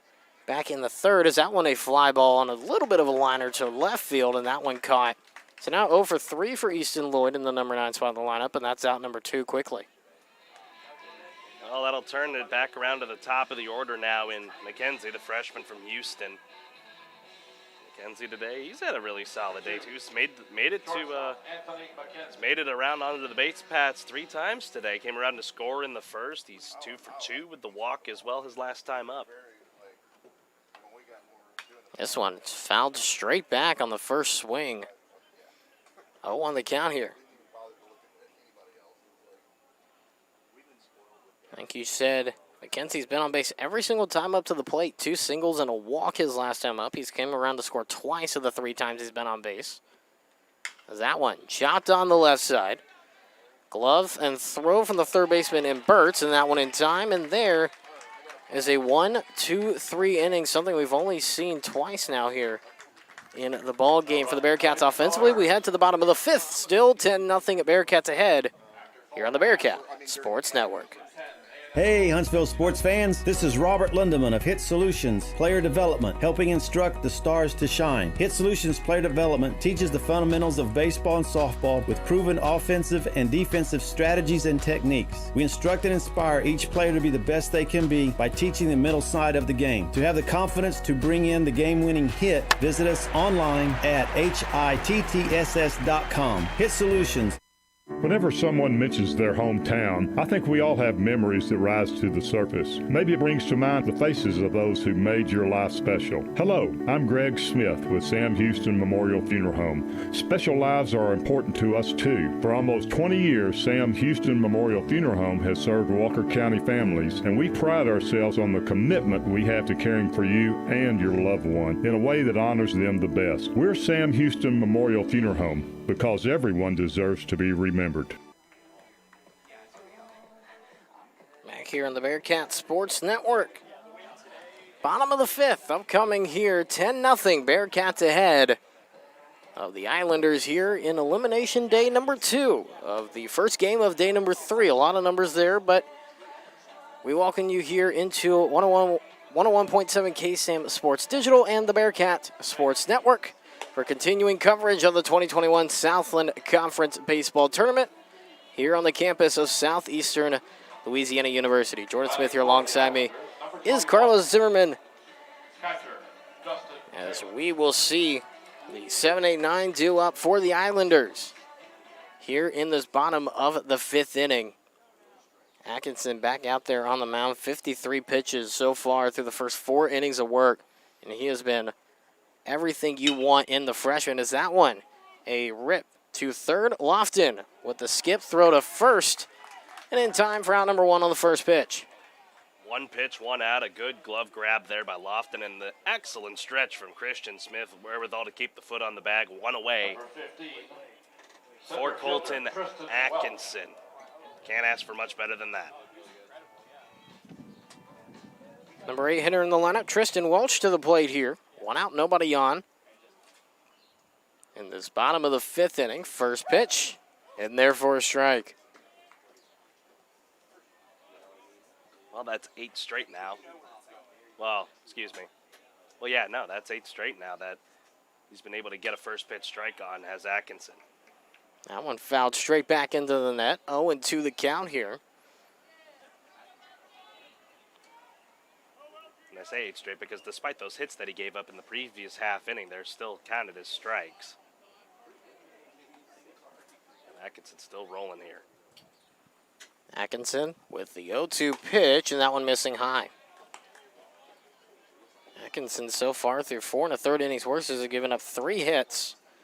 1 double, that being the only extra base hit so far in the game, and striking out 4 in 16 batters faced, looking for number 5 right here, and that's what he gets. A swing and a miss, a little bit of a twirl from Welch as he twirls right back to the dugout for out number 2. For Atkinson, there's punch out number 5. That he has wanted in this one. Real quick here, I want to thank a couple sponsors. Charlotte's Used Cars, customer satisfaction is our #1 priority. And Wiesner Hyundai and Conroe, where you buy for less.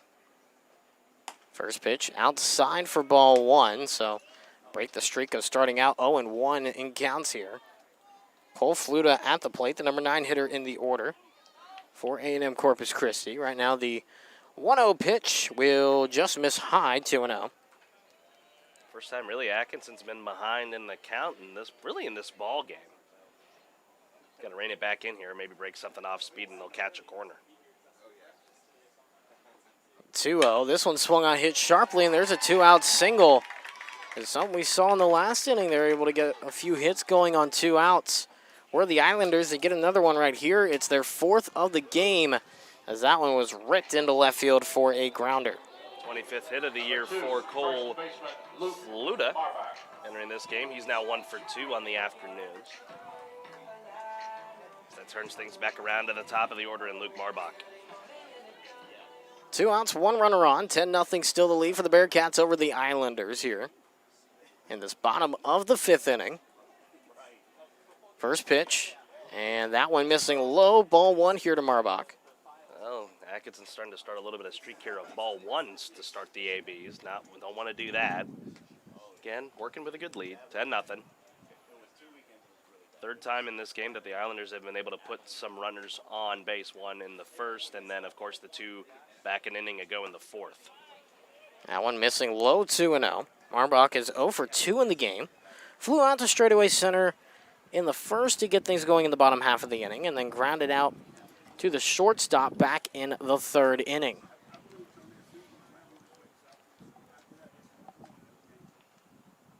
And 2-0. This one swung on, hit to the left side sharply. Goes to second for 1 and gets the lead runner in time. Does Lofton on the throw to Lloyd at second. And that is a very close 5-4 ground out to end the inning.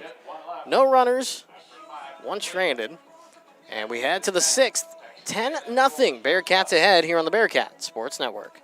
Hi, I'm Michael Murray with Murray Insurance and Financial Services. Our family agency has been representing the Huntsville and Walker County area since the 1930s. It can help you prepare for your future with your financial planning needs, along with the unexpected with life, health, long-term care, and disability insurance needs. Please give us a call at 1-800-695-LIFE. Our email is mike@murrayservices.net. Eat 'em up, cats.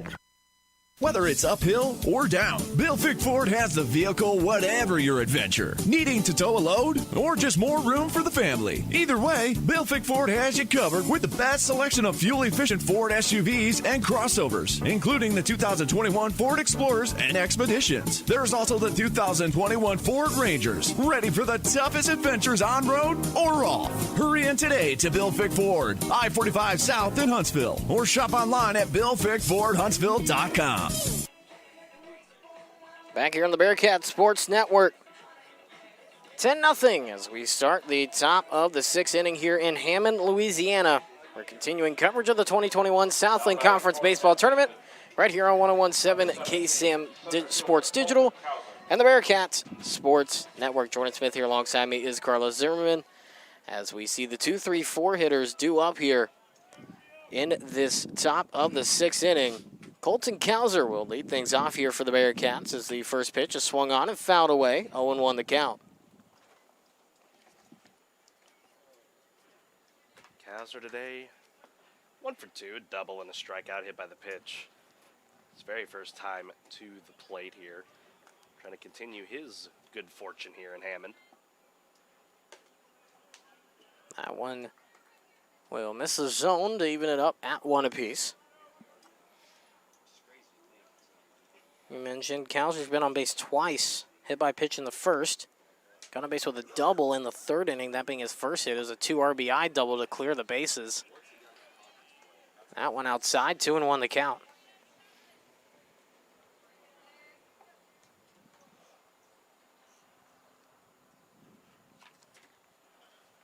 The 2-1, big swing and a miss there from Kauser. Looked like he was just trying to poke something into play, 2-2.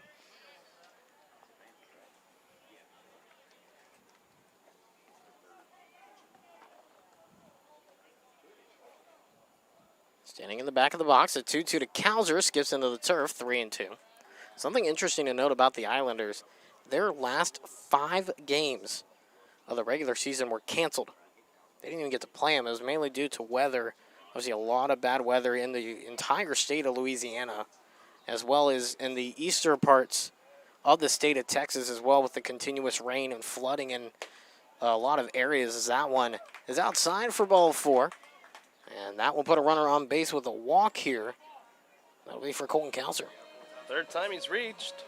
Only the strikeout in the 2nd. Left fielder Jack Rogers. So find your way on the way you can if you're Kauser. He's 16 of 19 on the base pass with stolen bases. Wouldn't be surprised if he's on here. Potential hit and run situation as well. Especially on no outs, you could definitely see a hit and run situation at some point in this at bat. Right now, Rogers at the plate. 0-1 to start things off here to Rogers. Obviously, sounds like a broken record, but you know, that's what it is whenever he continues to hit moonshots every single day to the same exact spot. This one is ripped down the right field line. That one fair, and that'll go almost to the wall here. That one fielded. Kauser, they will put the brakes on at 3rd base. And there's a dance from Jack Rogers. He now has a double, and he is halfway home to the cycle. Gotten 2 of the harder parts, the home run and the double. Still would need a triple and a single to do it. And with the way things are going right now, this game could be wrapping up here momentarily if, especially if the Bearcats string a couple more runs and Atkinson continues to do what he does. It would end things after the bottom of the 7th, which is just 2 innings, or just really essentially 1 inning away. So now Blake Facher to the plate here, the number 4 hitter in the lineup. Nobody out. 2 runners in scoring position for the Bearcats. This one swung on, a fly ball to center field. Now backing up on it and making room is going to be Welch, and he makes the catch. Both runners tag up, and they will get to their next bases with ease. Kausers will be home plate, and that'll bring in a run on a sacrifice fly here. 11-0 now the score with 1 out here in the inning. Facher, another sac fly RBI for him. Had one yesterday against Lamar in a 7-4 victory for the Bearcats, extending that lead 11-0 now as the Bearcats finally get a run after a pair of innings where they were shut down by Nick Urbanky.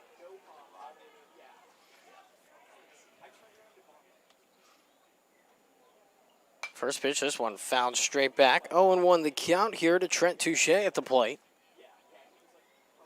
Right now standing on 3rd base is Rogers, who tagged up and got to 3rd base off the sacrifice fly.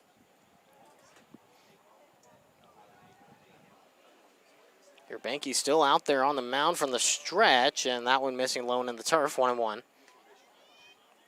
This is the longest time a pitcher has lasted in this game so far for the Islanders, and to his credit, he's only given up 1 run. Bearkats looking for a second here. Rogers 90 feet away over the third base side. 1-1, this one chopped foul the third base side. A member of the Islanders catching it off of the wall there in the dugout, 1-2.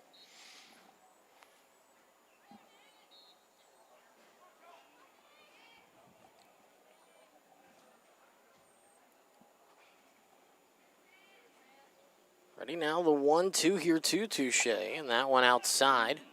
2-2 the count here.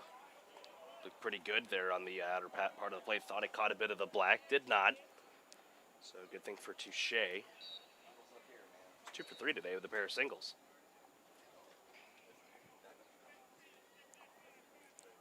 Touche looking to get the runner home from third in Rogers, and this is exactly what he'll do, as that one just barely fair down the first base line. And Touche will round first and at a second, and it's a stand-up RBI double, and the Bearkats now lead at 12-0. The hit parade has returned here at the Pat this morning. As we're nearing the 11 o'clock hour here in the 6th inning, as a quick stoppage of play here. Home plate umpire out to talk with, or to switch balls there with Nick Urbanke. As that'll bring Lofton to the plate, 5th batter of the inning. And I think we're going to get a time call. Yeah, time is called. I think we're going to the pen. And also a pinch runner for the Bearkats. Clay Stevens, the sophomore utility player, will check in as the pinch runner at second base. A new arm coming out of the bullpen for the Islanders. The day is done for Urbanke. We'll take a break. We'll be back in 60 seconds here for the new pitcher and the resumption of this game after this on the Bearcat Sports Network.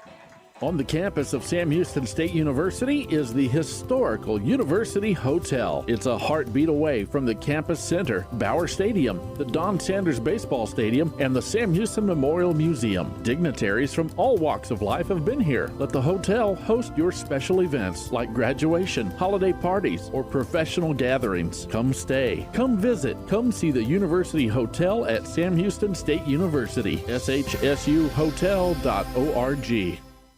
This is Daiquiri Beebe with Abbey Realty. Communication is key to winning any game. Just as Sam Houston wins on the gridiron, I help you win in the real estate market. As an expert in today's competitive market, I can help you make a successful offer on a property and sell your home for top dollar. When you support this local realtor, you support an entire family and a proud Bearcat. I'm Daiquiri Beebe with Abbey Realty. Visit my website at HuntsvilleTXRealestate.com. Eat 'em up, Cats.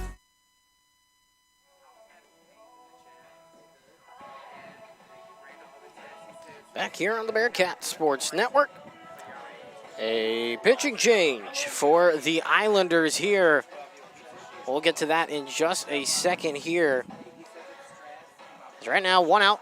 A 12-0 lead, 2 runs scored by the Bearcats here in this top of the 6th inning with 2 runs here to make it 12-0. And Carlos, what do you have on our new pitcher? Yeah, here's JT Muller. 6 foot, 180-pound freshman from San Antonio. There's high school ball at Reagan High School, and I'm looking at our stats here. Oh, I just accidentally closed our stats. That's my mistake. We'll get more stats for him on here in just a moment. But he's going to be called upon here with a runner at second base in Trent Touche. He's going to deal with Jackson Lofton here in just a moment as he continues to go through his warm-up progressions. Right now, standing on second base is a pinch runner, and Clay Stevens for the Bearcats, a sophomore utility man. They bring in the pinch runner.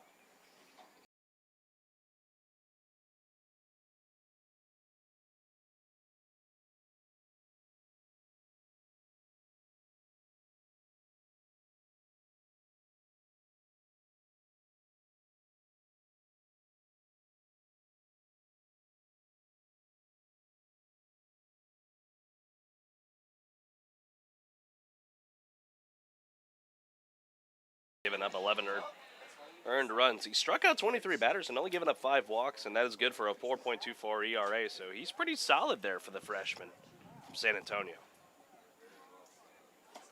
First pitch floats in there for strike one. That one looked like it was moving in slow motion. In fact, was at 72 miles an hour. At the plate right now here for the Bearkats looks to be Jackson Lofton. The runner in scoring position. That's it from the stretch. The 0-1. That one skips away. Runner going to third, and Stevens, and he will get to third base with ease, and that will, I believe, be rolled a wild pitch. Indeed, will be a wild pitch. Good job, good awareness there by Stevens to be aware and now move up into a much better scoring position if Lofton can hit something on the ground, not his direction. Well, this one lifted in the air, still going back, and the left fielder gives up on it as it sails over the wall. Wow. Home run for Jackson Lofton. A 2-run shot for him. That's his first home run on the season, and it makes it a 14-0 ball game for the Bearkats. Oh, sorry. Taking your breath away there. You're going to have to give me 1 second there. That one down the wrong pipe. Holy smokes. Showing the replay here on the video board and kind of flipped the bat towards the dugout. I think he knew as soon as he hit it that there was a chance. And the left fielder out there in Williams, he was tracking it, and then right before the warning track just kind of said, all right, that one's out of here, and just kind of started going the other direction. And now 14-0 here for the Bearkats as a pinch hitter. And Clayton Chadwick will head to the plate here for the Bearcats. First pitch in there, 0-1. Yeah, Chadwick into the game now for Christian Smith. And what a way to do it for Lofton. Get your first home run of the year right here in the Southland Conference Baseball Tournament. One outside. 1-1 the count here for the freshman from Lavernia, Texas. Like you said, a .260 hitter on the season. Right now, nobody on base. 1 out, 1-1 count here. 4 runs in the inning for the Bearcats in this top of the 6th inning. The pitch, this one slapped on over to the left side. Burtz throws on to first. And that one in time for out number 2.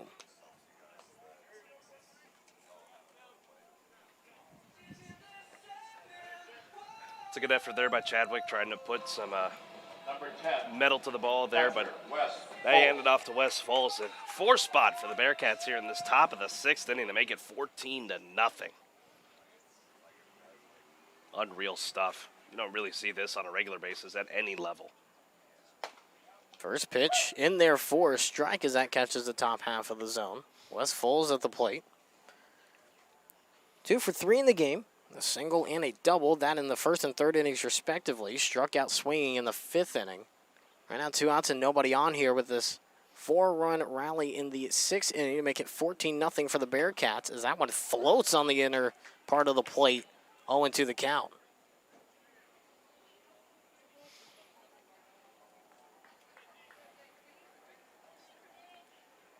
Good motion there from Mueller. He's now looking to end the inning here pretty quickly. It's only the 3rd batter he's faced so far. In this one, remember, was a 2-run homer, but only 1 run goes to Mueller, and that was the man who hit it in Jackson Lofton, as that one is fouled away and out of play. Might make its way into a yard over there, as again mentioned it yesterday, neighborhood that lines the outer edge of the campus here at Southeastern Louisiana. Foles trying to hang in there.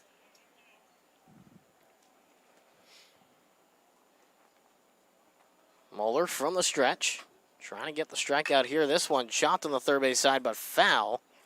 So we'll do it again at 0-2. Foles doing a good job here, staying alive, just trying to continue to prolong this marathon of an inning. We've had 2 of them today. 3 of them if you want to think about it.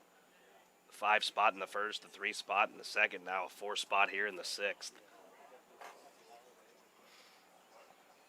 Foles at the plate once again. 0-2 count to him. Moeller from the stretch.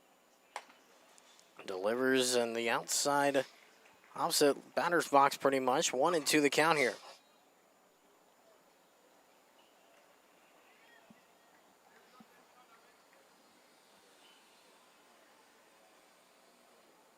Ready now, 1-2, and that one will skip into the turf to even things up at 2 apiece.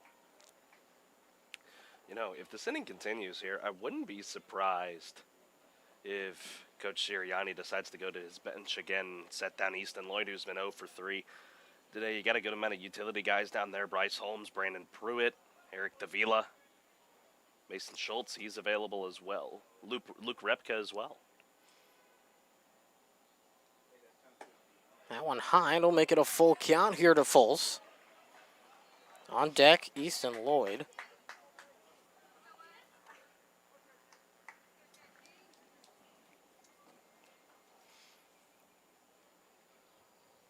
Foles trying to get on base here for the 3rd time today. That one swung on, chopped up the middle, and not going to be able to get the throw in time, I don't think. Just barely safe. A good field there by the shortstop in Fluta. Moving to his left and making the throw, just not able to get there in time, but it was still a very close play. Very close play. That's going to go down as an infield single there for West Falls, and they don't lift Easton Lloyd, so here's Lloyd at the plate. Runner on first, 2 outs here, a 14-0 lead for the Bearkats. 4 runs in this top half of the 6th inning of play here. Like you said, Easton Lloyd to the plate, looking for his first hit of the ball game. That one outside, 1-0. I'd like to thank Mr. Michael Arrington for tuning in on our YouTube stream. Go Cats, Michael. Your Cats doing really good today, 14-0. 1-0, that one, well, Cats at top outside corner, 1-1 the count here to Lloyd. Like we mentioned, 0 for 3. He's flown out twice to the outfield, to right field in the 3rd, to left in the 5th, and struck out swinging in the 1st.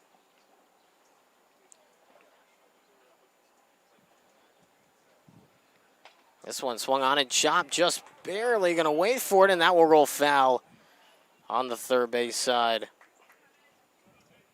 And a smart play there by Burtz at 3rd base. Yeah, if he goes up and fields that, that's easily a single and for Easton Lloyd to hand things back around to the top of the order. So smart, good awareness there from the 3rd baseman in Burtz. 1-2 here for Lloyd at the plate as he steps back in. Touching the inside part of the batter's box here, closer to the plate. This one swung on and hit and ripped into right field for a base hit. That a 2-out single. Right fielder juggling it there in Ryan, but nobody moving past their 1 base. So now runners on first and 2nd with 2 outs. And that brings up the top of the order. Continue to roll through here. 9th batter of the inning.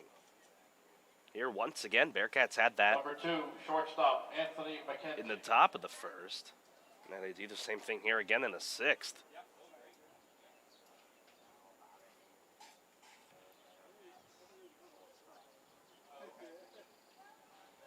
Taking his time.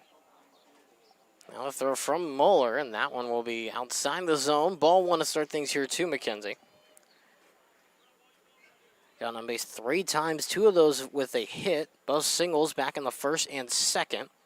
Got on base with a walk in the 3rd. And grounded out to the 3rd baseman in the 5th, as this one is chopped to the 2nd baseman this time. Markotic throws the 1st, and that one in plenty of time for out number 3. 2 runners stranded before runs score. It is 14-0 heading to the bottom of the 6th here on the Bearcat Sports Network. Advantage Specialties is your one-stop shop for business promotional needs in Huntsville. Need a logo on a shirt, hat, or other piece of clothing? Advantage Specialties provides embroidery in-house. Embroidery in-house helps make the process fast and affordable. What about promotional products? Banners, signs? Advantage Specialties can help put your name on virtually anything. For custom in-house embroidery, promotional products, printing, and much more, check out AdvantageSpecialties.com. That's AdvantageSpecialties.com. COVID-19 rapid testing is now available at Texpress Urgent Care in Huntsville. No symptoms are needed. Now you can get tested even faster and get your results back faster too. Not sure which test is right for you? Texpress Urgent Care is happy to help. For more details, call 936-570-2626. No appointments are needed. Walk-ins only. Texpress Urgent Care Clinic, located at 193 I-45 South. Check their website at TexpressUrgentCare.com and visit them on Facebook. That's Texpress Urgent Care next to Sports Clips in Huntsville. Back here on the Bearcat Sports Network. 14-0 the score as we get set for the bottom of the sixth inning. Couple of changes defensively here for the Bearcats. Jack Rogers will now be playing first base. And Clayton Chadwick will head to left field. That will replace Christian Smith out of the lineup, or out of the defensive alignment, excuse me. As Atkinson heads back out there on the mound. 64 pitches through 5 innings of work. And once again, just like we've had for pretty much a majority of the game, he's had a lot of time to sit down, relax, regroup, reset, and keep that arm fairly healthy. Yeah, so the thing for Atkinson here is continue to do what you've been doing. Got the 4 hits given up, but that is it. Just shut it down here. You deal with the middle of the order. Someone swung on and fouled away into the net behind home plate. 0-1 the count here. 2-3-4 due up for the Islanders here in this bottom of the 6th inning. Itchy Burt's at the plate currently with an 0-1 count. Burt's 0 for 2 in the ball game with 2 swinging strikeouts as that one's just barely fouled away. 0-2 to start.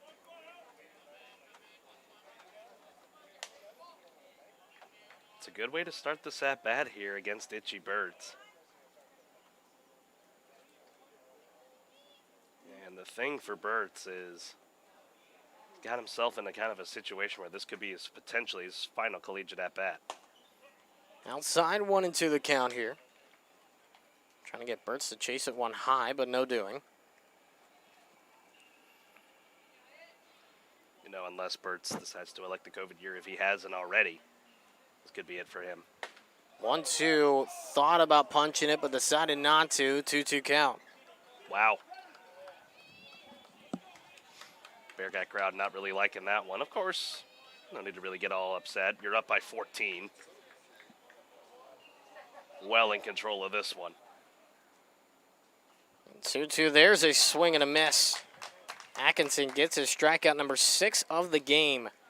There's one away in the inning. Just doing what he does. Atkinson, he entered today with 45 strikeouts, so he's up to 51 now on the year. Designated hitter Josh Caraway. Just an all-around incredible day for the Bearcats. 14 runs on 14 hits. And you get a great outing from your starting pitcher in Atkinson. This one swung on and lifted into left center. That'll bounce off the top of the wall. And that'll be a double for Josh Caraway. A one-out double on the first pitch to him. And so that will put a runner into scoring position for the first time in what feels like a while for the Islanders. Got a little bit close in the bottom of the 4th, but Bearcats were able to strand runners where they were at the corners. So we'll see what Mike Williams can do here. Williams, he's been solid today at the plate, 1 for 2. Struck out looking back in the 1st and got a single, came all the way around to 3rd back in his last time up in the 4th.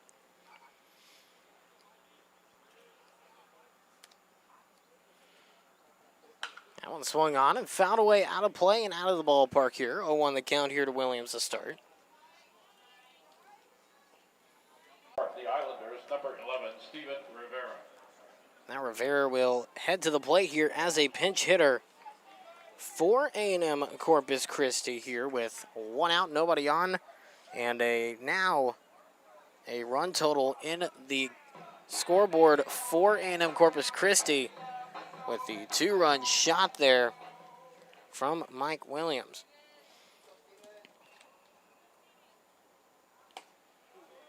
First pitch in there for a ball. He's pinch hitting for Leo Markotic.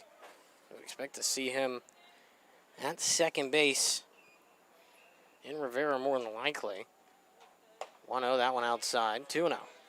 Well, if you're Atkinson, you gotta just calm down here. Sure, you gave up a 2-run shot, but just settle in here. You're doing pretty good. Just the 2 runs given up now, and you still got a 12-run lead. Big swing and a miss there. Trying to send that one over the right field wall. 2-1 the count.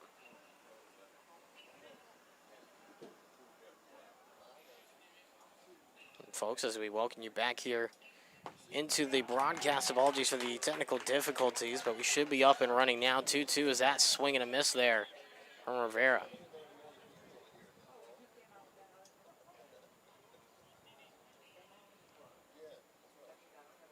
That one swung on and fouled back. 2-2 the count here.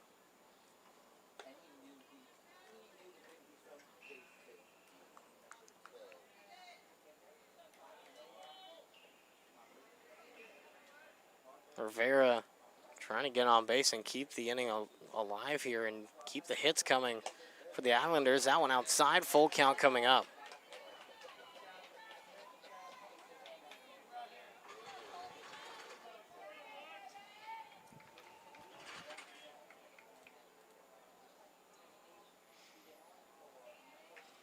Ready now, the 3-2. That one punching in there.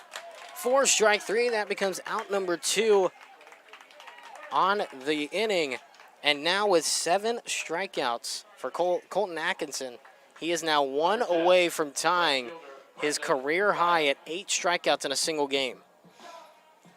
Definitely has a good opportunity to do it if he can get the out here of Brendan Ryan, and then he has a whole full other bottom of the 7th to work with.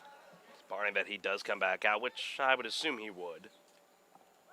That one running past the catcher at full, says that one into the turf. 1-0 the count here to Brendan Ryan.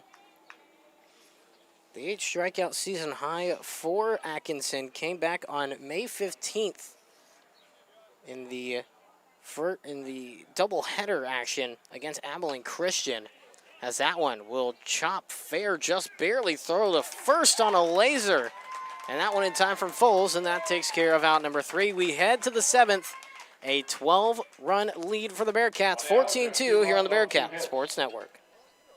Whether it's uphill or down, Bill Fick Ford has the vehicle, whatever your adventure. Needing to tow a load or just more room for the family. Either way, Bill Fick Ford has you covered with the best selection of fuel-efficient Ford SUVs and crossovers, including the 2021 Ford Explorers and Expeditions. There's also the 2021 Ford Rangers, ready for the toughest adventures on road or off. Hurry in today to Bill Fick Ford, I-45 South in Huntsville, or shop online at BillFickFordHuntsville.com. Hey Huntsville sports fans, this is Robert Lindemann of Hit Solutions Realty. Hit Solutions serves the real estate needs of the Huntsville area. I would like to introduce you to the newest member of our team, Karen Denman. Hey y'all, this is Karen Denman. As a lifelong resident of Huntsville, I am passionate about our community. Hit Solutions Realty wants to assist you with finding that piece of property that makes you feel at home. To get the ball rolling, visit us online at hittss.com. Hit Solutions. Back here on the Bearcat Sports Network as we start the 7th inning of play. Bearcats lead 14-2 here in this elimination game. Game 1 of 4 here today on day 3 of the 2021 Southland Conference Baseball Tournament here on 101.7 KSAN Sports Digital and the Bearcat Sports Network. Jordan Smith here alongside me is Carlos Zimmermann. And the Bearcats just have completely dominated here today. Right now we take a look at a new pitcher for the Islanders. It'll be that of the freshman left-handed pitcher in Dom Lopez. Yeah, looking at Lopez, 0-1 with his record, 9 2/3 innings of work. 9 2/3 innings of work, I should say. 15 hits, 13 runs, all of them earned. 7 walks, 9 strikeouts, just the 2 doubles given up, and 3 home runs. That's good for a 12.10 ERA. Not ideal, but he's just going to be called upon here as he's going to deal with a pinch hitter here in Eric Bonnert. So he'll be in for Colton Kaiser. And Steven Rivera, like expected, will now fill in at second base defensively for the Islanders to replace Markotic, as that one is outside for ball 1 to Eric Bonner, the pinch hitter here for the Bearcats.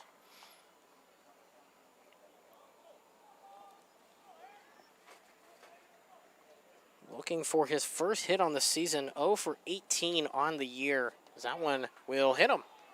So he'll head to first base on a hit by pitch. So got on base. Probably not the way he wanted, but either way, he's on first base here in the 7th. Now hand things off to Jack Rogers, who's had a well of a day.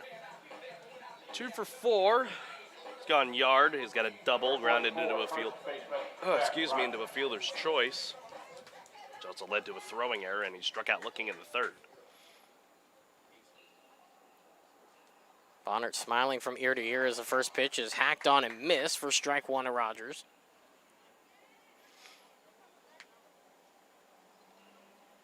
Like you said, he's gotten on base 3 times, 1 via a fielder choice and twice due to contact, one of those being that moonshot over the right field wall into the parking lot. He tried that one again, but this time no go. To mission control, 0-2.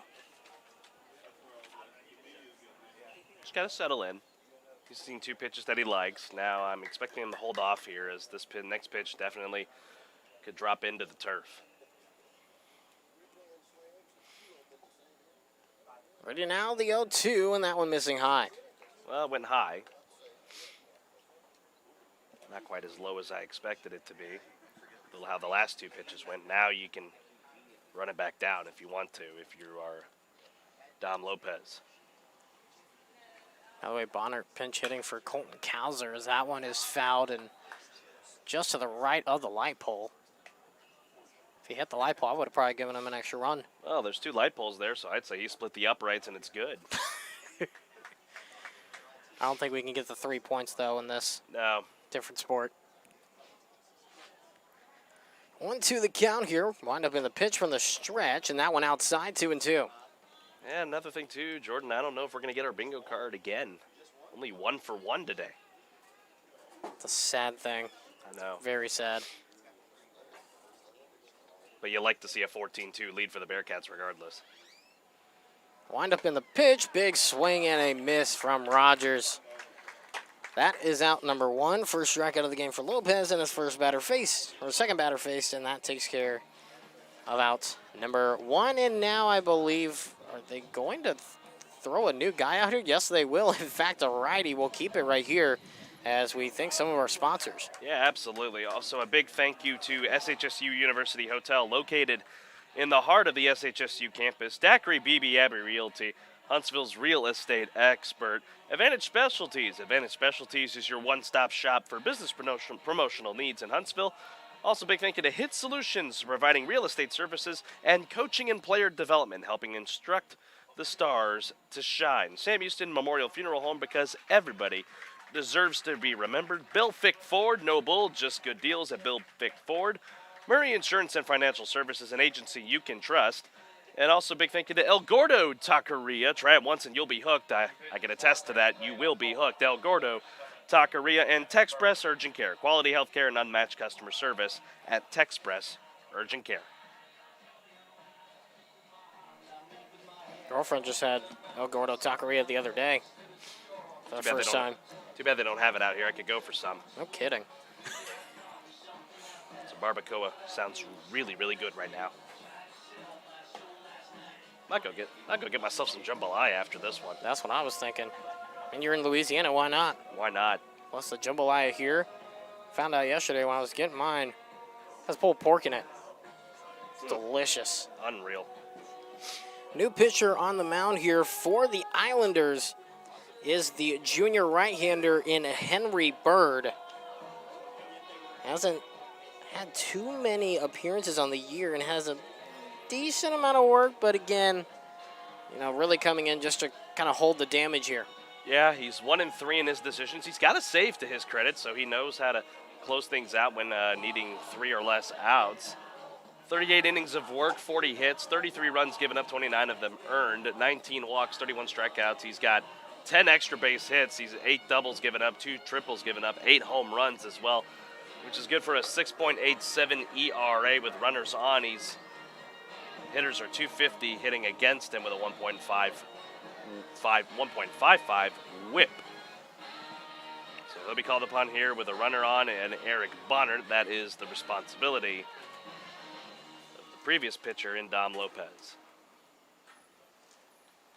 Now Blake Facher will head to the plate here to get things going out of the pitching change here. One out in the top of the seventh. 14-2 the score. Bearkats ahead. Runner on first, and that's it for Sam Houston. As the first pitch powers in for strike one at 87 miles an hour.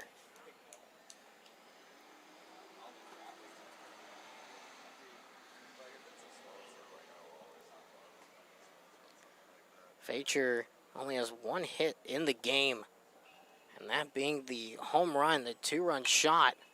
This one a pop-up. Will go to the right side of the infield, and the catch is made by the first baseman on over for the Islanders in Marbach. And that is out number two.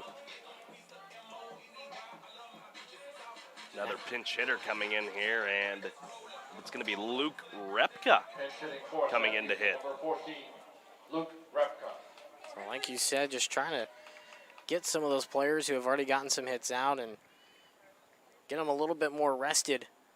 That extra little bit of time for what is looking to be a second game later today, as that one is in there for strike one to Luke Repka.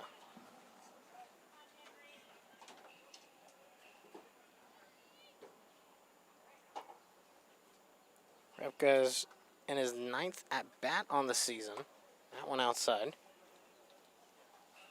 Hitting .500, 4 of 8 on the year with 2 runs, scored 3 RBIs, has gotten on base with a walk as well.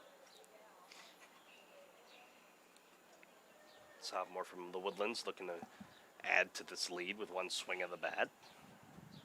Runner still on first and Bonner, that's it. 1-1, this one swung on, fouled away and out of the ballpark, 1-2.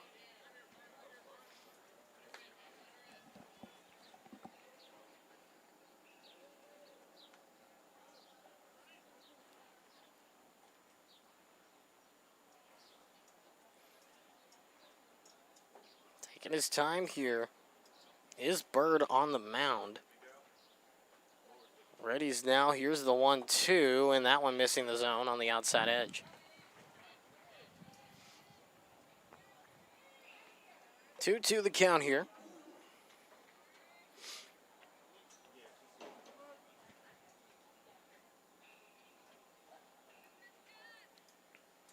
Again, taking his time is Bird. There's the 2-2. That one low 3-2, and again, this is something we saw earlier in the game. Them taking their time, and really for the pitchers taking too much time, it feels like sometimes, and for the hitters, it allows them to kind of reset every single time.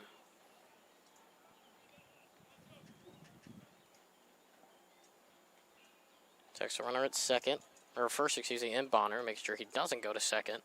And now he'll go to second, as this one is a fly ball into shallow left center. We'll call it a pop-up as the catch is made by shortstop and Fluta. And that will take us to the bottom of the 7th inning. Islanders need 2 or 3 to keep this one going. Bearkats with a hold will win it in 7. We'll be back after this on the Bearcats Sports Network.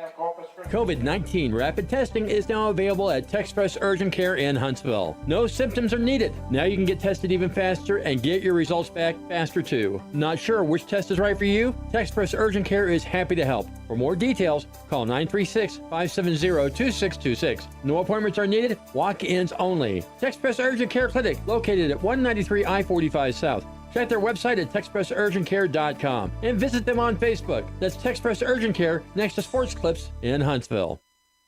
Why are people driving from all over Texas to Wiesner Hyundai to get a real deal? And during Wiesner's Stars and Stripes sale, save even more. How about a 2021 Hyundai Elantra Limited $4,000 off MSRP? Get a 2021 Hyundai Kona Limited or a Tucson Limited, your choice, $5,000 off MSRP. Or a 2021 Hyundai Sonata Limited, $5,000 off MSRP. Buy for less at Wiesner Hyundai. Exit 87B, Wilson Road in Conroe, or WiesnerHyundai.com. Check out America's best warranty, 10-year, 100,000-mile powertrain limited warranty, and the Hyundai Assurance Program today.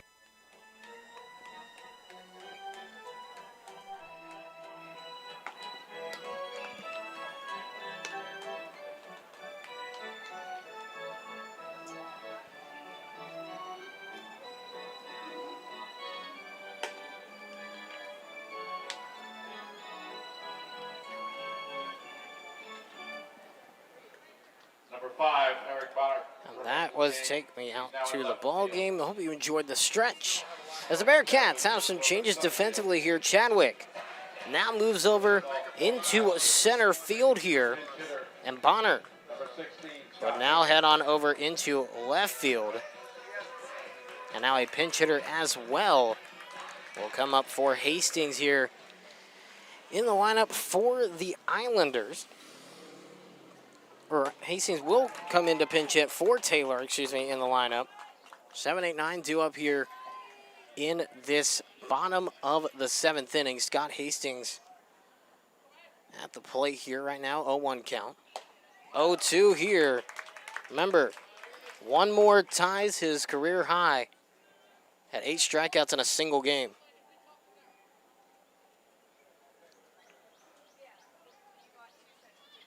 Ready now, here's the 0-2. Outside, 1-2, trying to get him to chase. Atkinson just needs 3 outs. 3 up, 3 down. You send the Bearcats to face Abilene Christian later this afternoon. 1-2 missing low and outside. 2-2 the count here.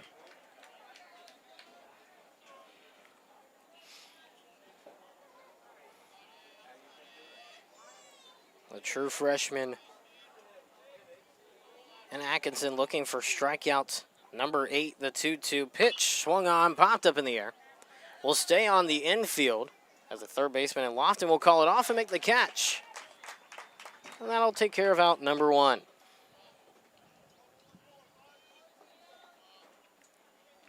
Good job there by Atkinson to just limit the pop-up. Next game coming up in just a moment.